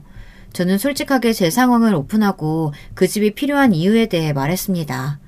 제 이야기를 다 들은 남자는 헛웃음을 지으며 얼굴을 감싸주었어요. 한참을 그렇게 있었을까요? 남자가 믿을 수 없는 이야기를 하더라고요. 억지로 꾸며낸 이야기가 아닌가 싶을 정도의 이야기였죠. 그쪽이 말하는 미스코리아 출신의 영어 유치원 선생님, 그 여자가 제 약혼녀였거든요. 2년 전에 제게 사기치고 사라지기 전까지만 하더라도 말이죠. 그게 그럼 그 여자가 사기꾼이라는 말이에요? 남자가 말하는 사실은 무서울 정도로 충격적이었어요. 그 여자는 직업을 바꿔가며 남자를 찾아다니는 꽃뱀이었어요. 남자에게 돈을 뽑아낼 만큼 뽑아내면 버리고 다른 남자를 찾아가는 그런 기생충 같은 여자였죠. 그 사실을 듣는데 뭔가 기분이 묘하더라고요. 나와 아이를 버리고 찾은 여자가 겨우 꽃뱀이라니. 아마 남편은 그런 것은 상상도 못하고 있는 것 같아 기분이 좋아질 정도였습니다. 남자는 2년이라는 시간 동안 상간녀를 찾아다녔다고 말하면서 이제야 복수를 해줄 수 있게 되었다고 말하며 웃었죠. 저는 그런 남자의 상황을 너무나도 공감하며 저 역시 같은 상황이라고 말했어요. 그리고 저는 다른 사람들이 알면 미쳤다고 말할 거래를 제안했죠. 바로 저의 재혼 상대가 되어달라고 말이에요. 제 제안에 남자는 눈이 커지며 저를 바라보더군요. 그리고 이내 제가 어떤 의도로 무슨 목적으로 그런 말을 하는지 눈치를 챘어요. 남자는 그런 제 상황에 공감하면서도 쉽게 결단을 내리지는 못하더군요. 하긴 결혼도 하지 않은 총각이 갑자기 호적에 아내가 생기게 되었는데 선뜻 그렇게 하겠다는 사람이 어디 있겠습니까? 저는 금방 농담이라고 말하고는 자리에서 일어나려고 하는데 남자가 그렇게 하자고 하더군요. 저 여자 때문에 나는 전부를 잃었어요. 안 그래도 몸 약한 어머니는 충격을 받아 쓰러지셨다가 더 이상 일어나지 못하셨죠. 내 주변 사람들에게까지 마술을 뻗은 저 여자 때문에 다니던 회사도 그만뒀고 빚쟁이들에게 쫓겨 살아야만 했어요. 그런 시간들에 비하면 결혼이야 아무것도 아니죠. 남자의 사연을 들은 저는 그냥 없었던 일로 하자고 했지만 이번에는 남자 쪽에서 더 적극적으로 나오더군요. 그 여자에게 고통을 줄 수만 있다면 뭐든 다 하겠다고 말이죠. 결국 저희는 전략적 결혼에 합의하면서 호적은 손대지 않기로 했어요. 남자를 저희 가족에게 소개시키자 다들 제가 미쳤다고 생각했어요. 이혼한 지 얼마 되지도 않았는데 갑자기 결혼을 하겠다고 했으니 당연히 저를 믿지 못하셨죠. 하지만 남자는 원래 천성이 그런지 아니면 복수를 위해 이를 갈았기 때문인지 모르지만 금방 저희 가족들 마음을 사로잡았어요. 그뿐만이 아니었죠. 쌍둥이들에게 얼마나 잘하는지 급기야 아이들 입에서 아빠 소리까지 나오게 하더군요. 남자는 이렇게 예쁜 아이들을 낳고 행복하게 살고 싶었다고 말하며 씁쓸하게 웃는데 저도 이 남자도 참 운이 더럽게 없었구나 싶었습니다. 저희의 복수는 남편과 상간녀가 살고 있는 옆집으로 이사가면서 시작되었어요. 저는 변호사를 통해 상간녀에게 위자료 청구 소송을 준비하고 있었죠. 옆집으로 이사를 한 뒤 남편이나 상간녀를 직접 만나는 기회는 잘 없었어요. 저희가 일부러 피하기도 했지만 두 사람 역시 주말에 집에 잘 없더라고요. 이사한 지 보름 만에 남편과 상간녀가 집에 있다는 것을 확인한 저는 옆집에서 인사 왔다고 하며 떡을 가지고 방문했죠. 문이 열리고 저를 본 남편과 상간녀의 표정을 사진으로 담아두고 싶을 만큼 괴상한 얼굴을 하고 있었어요. 남편은 더듬거리며 여기는 어떻게 왔느냐고 소리를 질렀고 상간녀는 스토커냐며 신고를 하겠다고 했죠. 제 앞에서 이혼 이야기를 하며 당당하던 그 사람은 어디 가고 공포에 질린 모습이란 웃음이 저절로 나왔습니다. 저는 어깨를 으쓱하며 전혀 몰랐다는 말투로 대답했어요. 당신이 여기 살고 있는지는 나도 몰랐네. 우리 그이가 여기에 신혼살림 시작하자고 해서 그냥 따라왔거든. 당신이 있는 줄 알았으면 안 오는 건데. 그이? 당신 결혼했어? 언제? 이혼한 지 얼마나 됐다고 결혼을 해, 당신이? 너도 이렇게 결혼해서 잘만 사는데 나라고 하지 말라는 법은 없잖아? 너도 아는 재혼, 내가 왜 못하니? 제 말에 남편은 당황하며 저를 위아래로 훑어보았어요. 저는 복수를 준비하며 이를 악물고 다이어트를 감행했죠. 다니던 도서관도 그만두고 PT에 필라테스까지 안 해본 운동이 없을 정도였답니다. 발레를 할 때만큼이나 혹독하게 스스로를 몰아붙였어요. 제가 얼마나 독하게 했는지 개인 PT 선생님께서도 혀를 내두르실 정도였죠. 덕분에 저는 남편이 그렇게 결혼 생활 동안 노래를 부르던 완벽한 몸매를 하고 있었고요. 상간녀를 앞에 두고도 제 몸을 훑어보는 남편을 보며 저는 벌레가 기어가는 기분이 들었지만 모르는 척하고 이렇게 된 거 서로 적당히 몸 살아가면서 지내보자고 말하고는 그 집을 나왔습니다. 그렇게 마주한 뒤로 저는 한동안 남편을 피해 다녔어요. 재혼한 남자도 상간녀와는 아직 마주할 단계가 아니라 조심했죠. 저는 남편이 건물 지하의 수영장과 헬스장을 이용한다는 것을 알아내고는 그 시간에 맞춰 운동을 갔어요. 남편은 저를 보자마자 인상을 쓰며 고개를 돌리더군요. 하지만 그것도 얼마 못 가서 제가 움직일 때마다 제 뒤를 뚫어져라 보더군요. 계획대로 흘러가고는 있었지만 기분이 더러운 것은 어쩔 수 없었어요. 운동을 마치고 나오자 남편이 기다렸다는 듯이 제게 말을 걸더라고요. 아이들은 어쩌고 지금 이렇게 다니는 거야? 처가에 두고 재혼했어? 왜? 그 남자가 애들까지는 안 된다디? 애들? 당신 입에서 애들이 나오다니. 당신이 아빠라는 자각은 있나 봐. 우리 그이는 당신이랑 본질적으로 다른 사람이니까 헛소리 집어치워. 어디다 비교를 해? 그럼 애들은? 내가 애들 소리 들은 적이 없는데 애들은 어디 갔냐고. 너는 엄마라는 인간이 애들은 나 몰라라고 이렇게 남자에 미쳐도 되는 거야? 내가 너니? 우리 집에서 애들 소리가 나든 말든 무슨 상관인데. 뭐야, 엿듣고 있었어? 너 이러는 거 그 여자는 알고 있니? 남편은 제 말에 꿀먹은 벙어리처럼 입을 다물었죠. 그때였어요. 때마침 아이들이 큰 소리로 엄마를 부르더라고요. 남자가 아이들을 데리고 잠시 외출하겠다고 하더니만 타이밍 좋게 귀가하는 모양이었죠. 아이들은 품에 요즘 유행하는 인형을 하나씩 안고 있었어요. 아이들은 아빠가 사줬다고 하면서 자랑을 하다가 이내 남편을 발견하고는 사색이 되어서는 남자의 뒤로 몸을 숨겼죠. 남편은 어처구니가 없다는 얼굴로 저를 노려보았어요. 아빠? 지금 저 새끼한테 아빠라고 했어? 내가 버젓이 살아있는데? 웃기고 있네. 양육권이고 친권이고 다 내팽개치면서 아이 원한 적 없으니 양육비는 죽어도 줄 수 없다고 한 인간이 누군데. 말 나온 김에 얘기 좀 하자. 판사님이 매달 100만 원씩 아이들 양육비 보내라고 한 거 너 왜 안 보내니? 그 얘기가 왜 나와 여기서.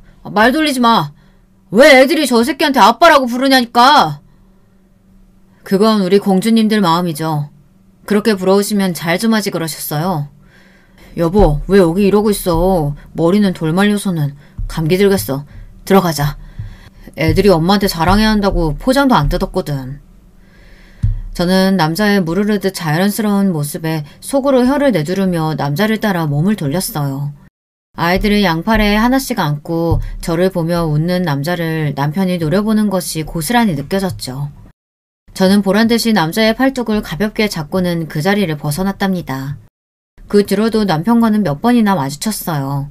처음에는 저의 의도가 분명했지만 뒤로 가면 갈수록 남편이 일부러 저를 기다리고 있다는 것을 눈치챌 수 있었죠. 한편 상간녀에게 위자료 청구 소장을 보냈는데 그대로 반송되어 왔더라고요. 당연히 저는 반송된 소장과 내용 증명을 직접 들고 옆집으로 향했죠. 상간녀 혼자 있더군요. 저는 소장을 내밀며 왜 반송시키느냐고 물었어요. 상간녀는 이혼하면서 남편에게 위자료를 받았으면서 자신에게 이런 것을 왜 보내느냐고 따졌죠. 그건 이혼의 결정적인 원인이 되는 사람이 남편이니까 남편이 나한테 준 거고요. 당신은 별개의 문제죠. 당신 때문에 나나 우리 아이들이 받은 충격이 얼만데 그건 당신이 보상해야 할 문제잖아요?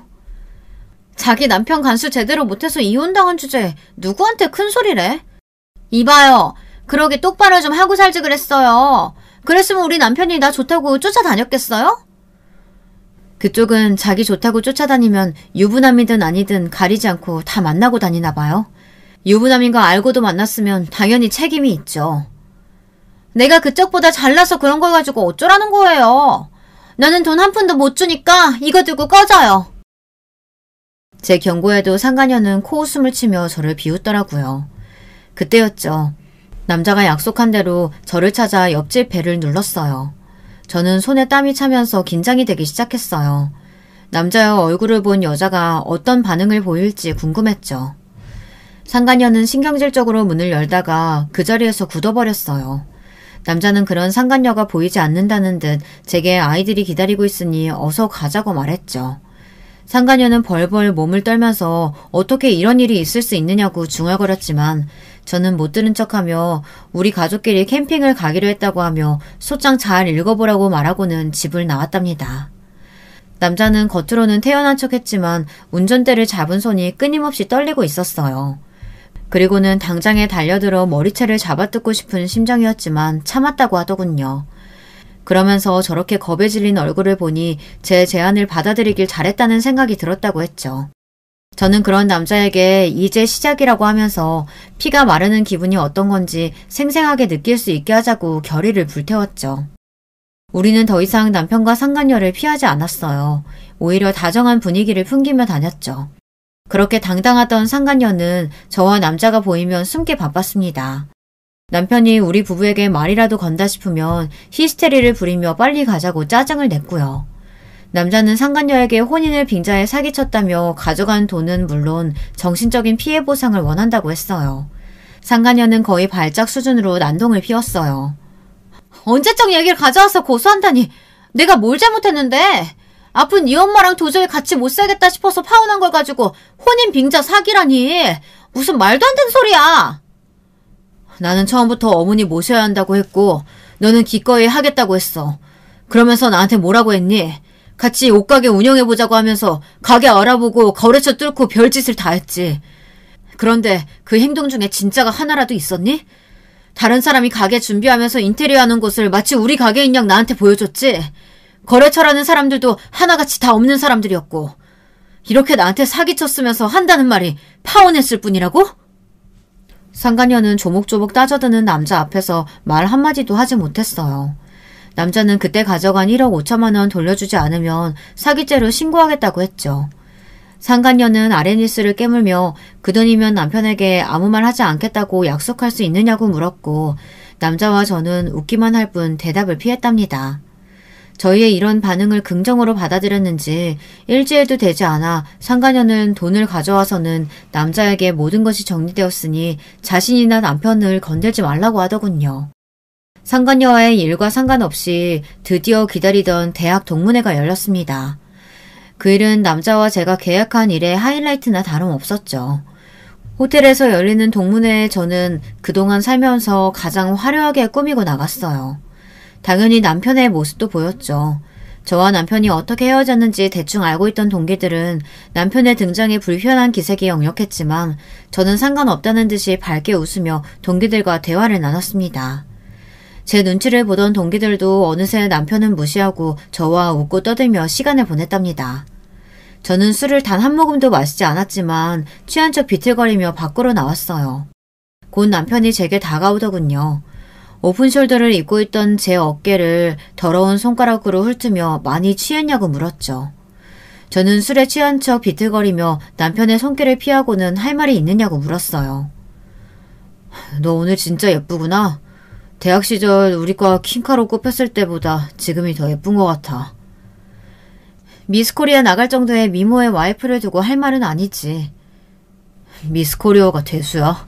당신이 지금 내가 반했던 그때 그 모습 그대로야. 남편이 끈적거리는 말투로 다가오는데 정말이지 먹은 것도 없는데 속에 있는 것을 다 개어내고 싶을 정도로 역겨웠지만 저는 비틀거리며 이만 집에 가야겠다고 말했어요.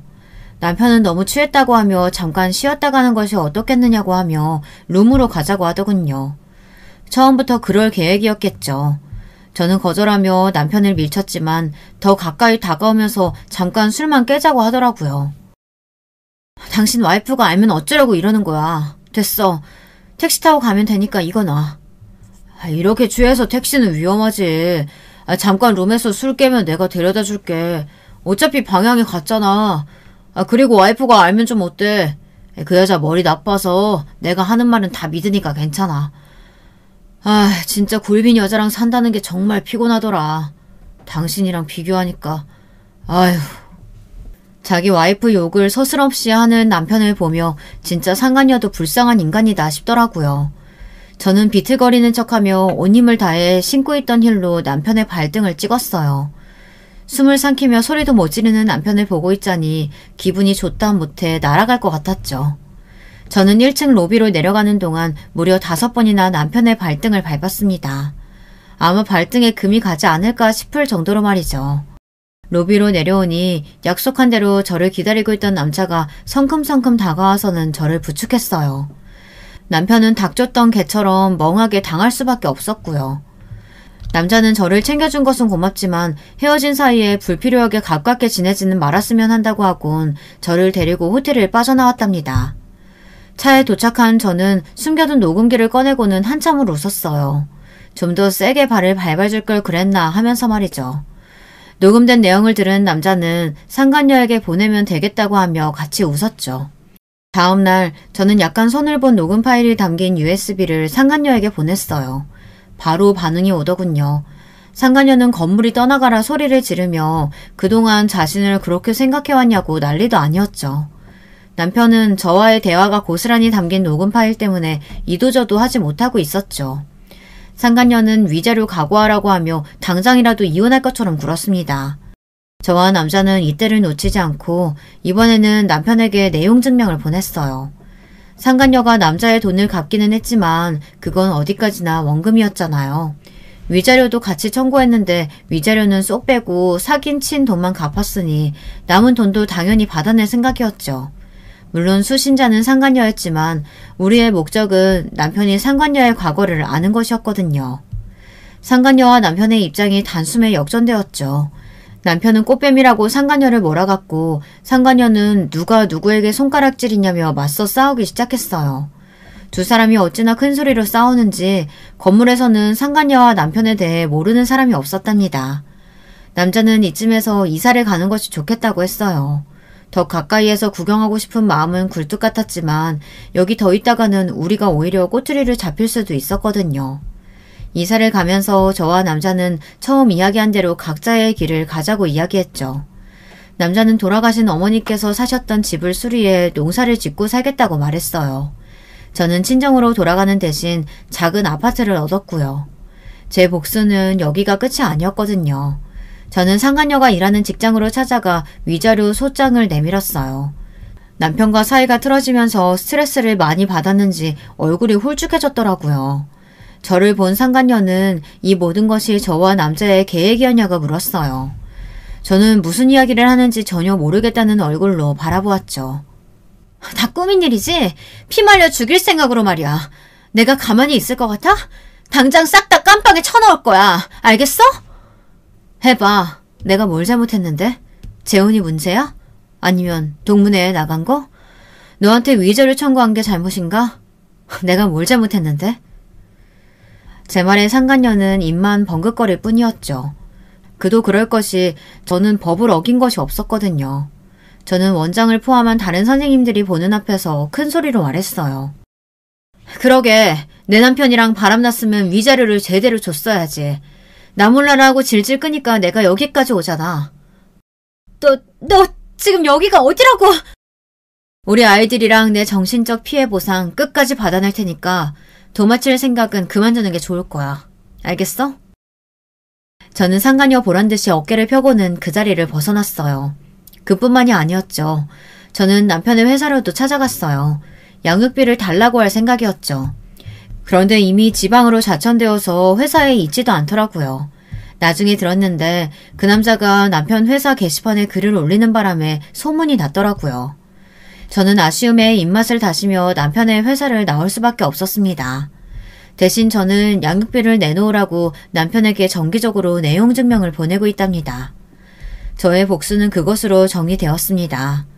만족스럽지는 않지만 더 이상 이 일을 끌고 가는 것이 어리석은 생각이 들어 그만뒀어요. 여러분들 생각은 어떠세요?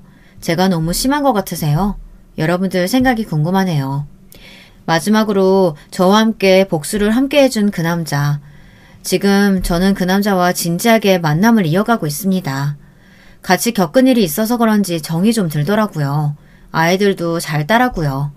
진짜 부부가 될지는 잘 모르겠습니다. 둘 사이가 어떻게 될지는 앞으로 시간이 해결해주지 않을까요? 여러분, 두 번째 사연 시작하기 전에 좋아요, 구독 꼭 눌러주실 거죠? 그럼 두 번째 사연 바로 시작합니다. 안녕하세요. 저는 서울에 사는 30대 주부입니다. 날도 추운데 사연 유튜브 듣다 보니 자꾸 제 옛날 일이 생각이 나서요. 어디다 잘하지 못했던 제 얘기도 한번 털어놔보고 싶었어요. 제가 결혼하기 전 일이에요. 전 처녀적에 좀 빨리 결혼하고 싶어하는 쪽이었어요. 어려서부터 계속 좋은 남자, 멋있는 남자 만나서 다정하고 따뜻한 가정을 꾸리고 싶은 마음이 있었거든요. 저희 집도 스펙이 나름 괜찮은 편이었고 저도 나름 괜찮은 미대 졸업하고서 그림 활동을 하고 있었어요. 물론 그때 당시에 작가로 어디에 이름을 내걸 만큼 엄청나게 뛰어난 화가는 아니었지만요. 전 저희 엄마 아빠가 워낙 다정하게 잘 사셨기 때문에 저도 그렇게 살고 싶은 마음이 있었어요. 그래서 엄마나 아빠가 여기저기 선자리도 많이 알아봐 주셨어요. 사실 제가 그렇게 인맥이 넓은 편은 아니고 친한 친구들만 깊이 친한 타입이라서 사람을 폭넓게 사귀진 못했거든요. 그래서 남자친구를 많이 사귀진 못했고 대신 졸업 후에 부모님의 인맥으로 여기저기서 소개를 받아서 만나보곤 했어요. 그런데 소개받아서 만나는 사람 중에 저랑 딱 맞는 사람이 있을 확률이 뭐 얼마나 있겠어요? 꽤 많이 만나봤지만 실패도 많이 했어요. 그래서 20대 중반쯤에는 좀 초조해져 있었죠. 졸업 후에 친구들은 취업하거나 화가가 돼서 잘 나가던지 아니면 좋은 집안, 좋은 남편 만나서 시집가서 떵떵거리고 살았거든요. 미대 출신이라 대학 친구들이 거의 다 무척 예뻤고 그래서인지 더 그런 경향이 심했어요. 미영아, 너 아직 소식 없어? 무슨 소식이야, 소식은. 아니, 너 정도 예쁜 애를 왜 남자들이 다 그냥 두지? 진짜 이상하다. 몰라. 지난번에 소개팅한 남자는 자기네 집이랑 우리 집이랑 격이 안 맞는데 재수없어. 뭐래? 대놓고 그런 소리를 한단 말이야? 근데 사실은 우리 집이 좀 애매해서 더 그런 놈들이 나타나는 것 같기도 해. 겉으로 보기엔 그럴싸해 보이는데 사실 알고 보면 그렇게 막 잘 나가진 않으니까. 사실 저희 집은 아빠가 사업을 하시고 엄마가 겉으로나마 교수 타이틀을 가지고 계셨어요. 오빠는 정신과 의사였는데 당시엔 해외 의과대학에 나가서 임시연구원으로 일하고 있었고요. 근데 아빠의 사업은 그냥저냥 중소기업 정도였고 엄마는 지방에 좀 이름 없는 대학 교수 대우 같은 거라서 이름만큼 스펙이 좋지는 않았었죠. 재산도 평균보다야 많았지만 그렇다고 아주 부자라고 하기도 좀 애매했고요. 그래서인지 겉으로만 대충 보고 선부러운 사람들이 나중에 실망하는 경우도 종종 있었어요. 그러던 중에 어느 날 엄마가 저한테 그러시더라고요. 얘 미영아, 이번에 엄마 친구 순자 아줌마 있지? 순자 아줌마가 너 소개해줄 남자 있다고 선 한번 봐보라더라? 순자 아주머니? 그 아주머니면 되게 잘 사시는 분이잖아. 그래, 그래서 믿을 만한 것 같아서 너한테 말하는 거야. 순자도 한 달이 건너하는 사람이라고 하긴 하던데 그래도 그 남자가 변호사고 집안도 좋다더라. 와, 진짜? 아니, 근데 스펙만 좋으면 안 되는데 성격도 좋고 다정한 사람이어야 되는데? 아유, 얘 그거야 만나봐야 아는 거지. 그러다가 막 외모 엄청 깨는 거 아니야? 그렇게 스펙 좋은 사람이 왜 자기가 안 만나고. 그거야 우리가 어찌 알겠니. 한번 만나보기나 해봐. 그래서 저는 선자리를 나가게 됐어요. 사실 선자리도 꽤나 여러 번 봐왔고 이런 식으로 남자를 만나는 것도 많이 해봐서 그리 떨리지는 않았죠. 만나기 전에는 뭐 남자가 이렇게 좋다, 집안도 좋다 하는 말도 무척 많이 들었는데 나중에 가서 실망하는 경우도 많았으니까요. 전 그래서 별다른 기대를 하지 않고 가서 앉아 있었어요. 그런데 나타난 남자는 생각보다 너무 괜찮았어요. 겉모습도 키가 제법 큰데다 피부도 하얗고 안경 쓴 모습이 상당히 훈남이더라고요. 게다가 말할 때도 굉장히 예의 바른 편이었고 이야기를 나누다 보니 무척 스마트한 사람이기도 했어요. 미영 씨는 다정한 사람을 좋아한다고 들었어요. 네? 아, 네. 제가 이상형이 다정하고 온화한 사람이어서요. 전 어때 보이세요? 네? 처음이라 잘 모르긴 하겠지만 배려심 깊은 분이신 것 같아요. 남자는 제 대답이 좋다는 듯 웃더라고요. 전 가슴이 두근거렸고 만남이 끝난 후 애프터가 들어왔을 때 당연히 승낙했어요. 그리고 만남을 지속했죠. 거의 석 달 이상 만났을 때 우리는 어느새 사귀고 있었어요. 정식으로 남자친구가 사귀자고 한 적은 없었지만 그 정도야 당연하다는 듯이 패스하고 자연스럽게 사귀는 사이가 된 거였죠. 남자친구는 큰 로펌에 다니는 변호사였고 그래서 엄청나게 바쁠 때도 많아서 제가 로펌 앞에까지 가서 만나는 경우도 많았어요. 하지만 그게 나쁘다거나 하진 않더라고요. 워낙 스펙도 좋은 사람이고 정장 갖춰 입고 나와서 기쁘게 저를 맞이하는 남자친구의 팔짱 끼고 거리를 걷는 것 자체가 무척 즐거운 일이었거든요. 엄마는 제가 선에서 만난 남자와 사귀기 시작하자 엄청나게 관심을 가지고 이것저것 물으시더라고요. 어때? 그 남자. 네 남자친구지 이제? 어떤 것 같아? 순자도 궁금해하더라. 어떻게 진행되고 있는지. 뭐 그런 걸 가지고 궁금해하시고 그래. 엄마 친구분들끼리 우리 얘기 막 수다 떨고 그러는 거 아니지? 말은 좀 나오지 뭐. 친구 중에 하나가 소개해줬는데 그럼 그걸 어떡하니?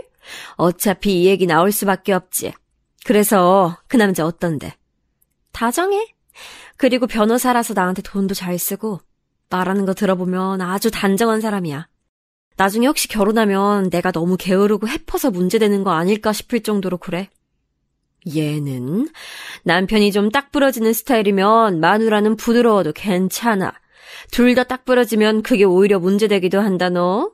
그런가? 그래. 너랑 너 남자친구랑 참 잘 맞나 보다. 결혼해도 잘 살겠네. 엄마가 너무 신나서 말씀을 하셔서 저는 좀 어이가 없어서 피식 웃었어요. 기르는 강아지를 품에 안고서 엄마한테 타박을 하듯이 말했었죠. 사귄 지 석 달밖에 안 됐는데 무슨 결혼이야 엄마. 너무 앞서가지 마. 무슨 소리야. 지금 순자가 니네 결혼 언제 하냐고 하던데. 순자 아주머니가? 저는 조금 놀라서 엄마를 봤어요. 아니 사귄 지 석 달인데 벌써 중매해준 분이 결혼을 물어보시다니 좀 이른 것 같았거든요. 그래. 왜 네 남자친구 순자가 한 다리 건너 아는 사람이라고 했잖아. 고향에서 순자가 건너 아는 사람이었는데 그 사람이 네 남자친구 집안을 잘 아는데 그 집안에서 빨리 결혼하라고 그렇게 성화래. 남자는 빨리 결혼해야 안정되는 거라고. 아, 그렇구나.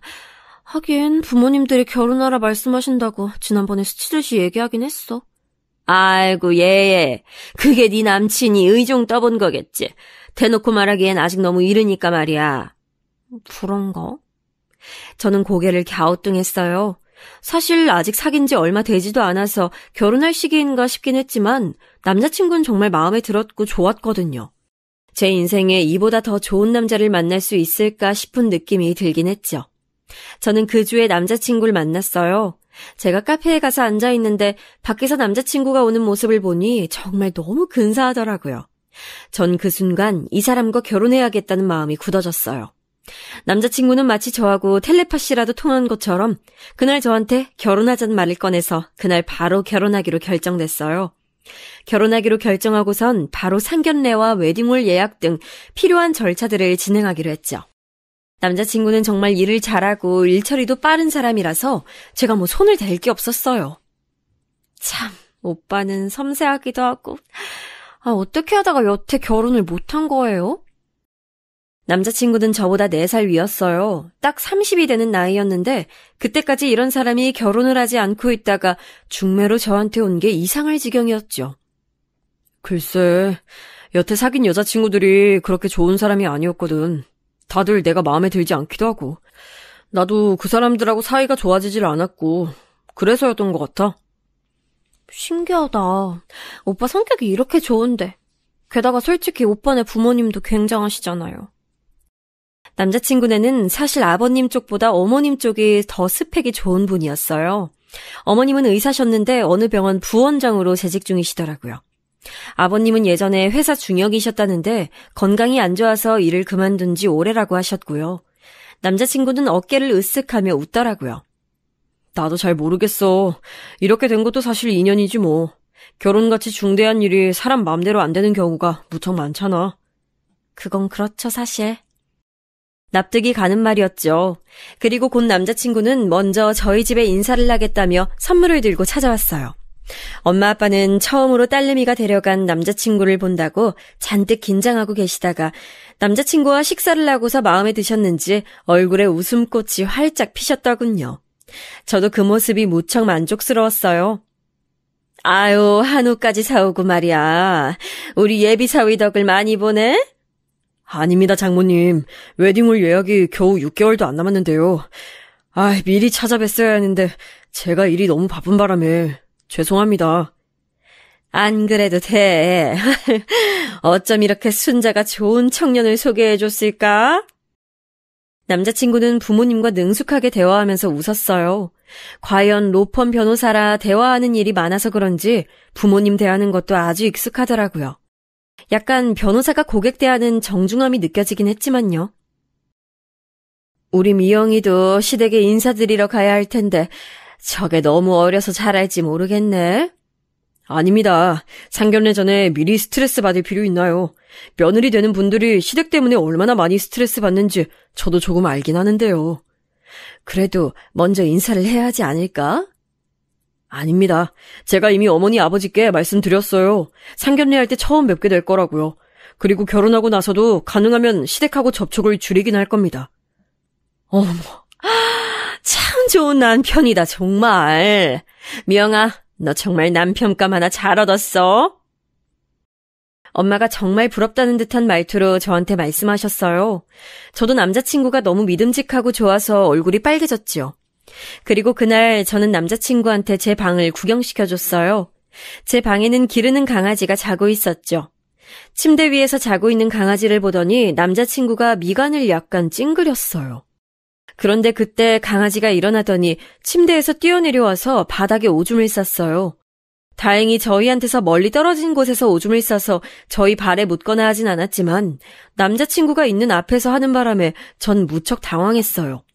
얼른 휴지를 꺼내 닦는데 남자친구 목소리가 들리더라고요. 더러워.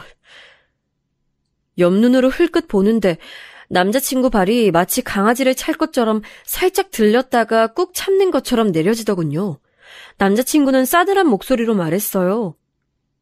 나이 많아서 너무 아프면 그냥 안락사 시키는 게 어때? 아니, 그렇게 쉽게 그럴 수는...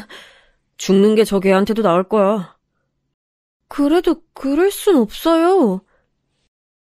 저는 좀 충격을 받았어요. 평소 무척 다정하고 온화하던 남자친구 목소리가 아니었거든요. 나 걔를 싫어하는데 결혼할 때 데리고 올 거 아니지? 그건 아니에요. 엄마 아빠가 무척 예뻐하셔서. 그나마 다행이네. 남자친구는 얼굴을 잔뜩 찡그리고 있었어요. 그는 제가 쳐다보고 있다는 걸 깨닫곤 표정을 펴더라고요. 나 어릴 때 걔한테 물린 적 있어서 걔를 싫어하거든. 남자친구는 저한테 마치 변명하듯이 말했어요. 저는 그냥 그런가 보다 하고 고개를 끄덕였어요. 그런데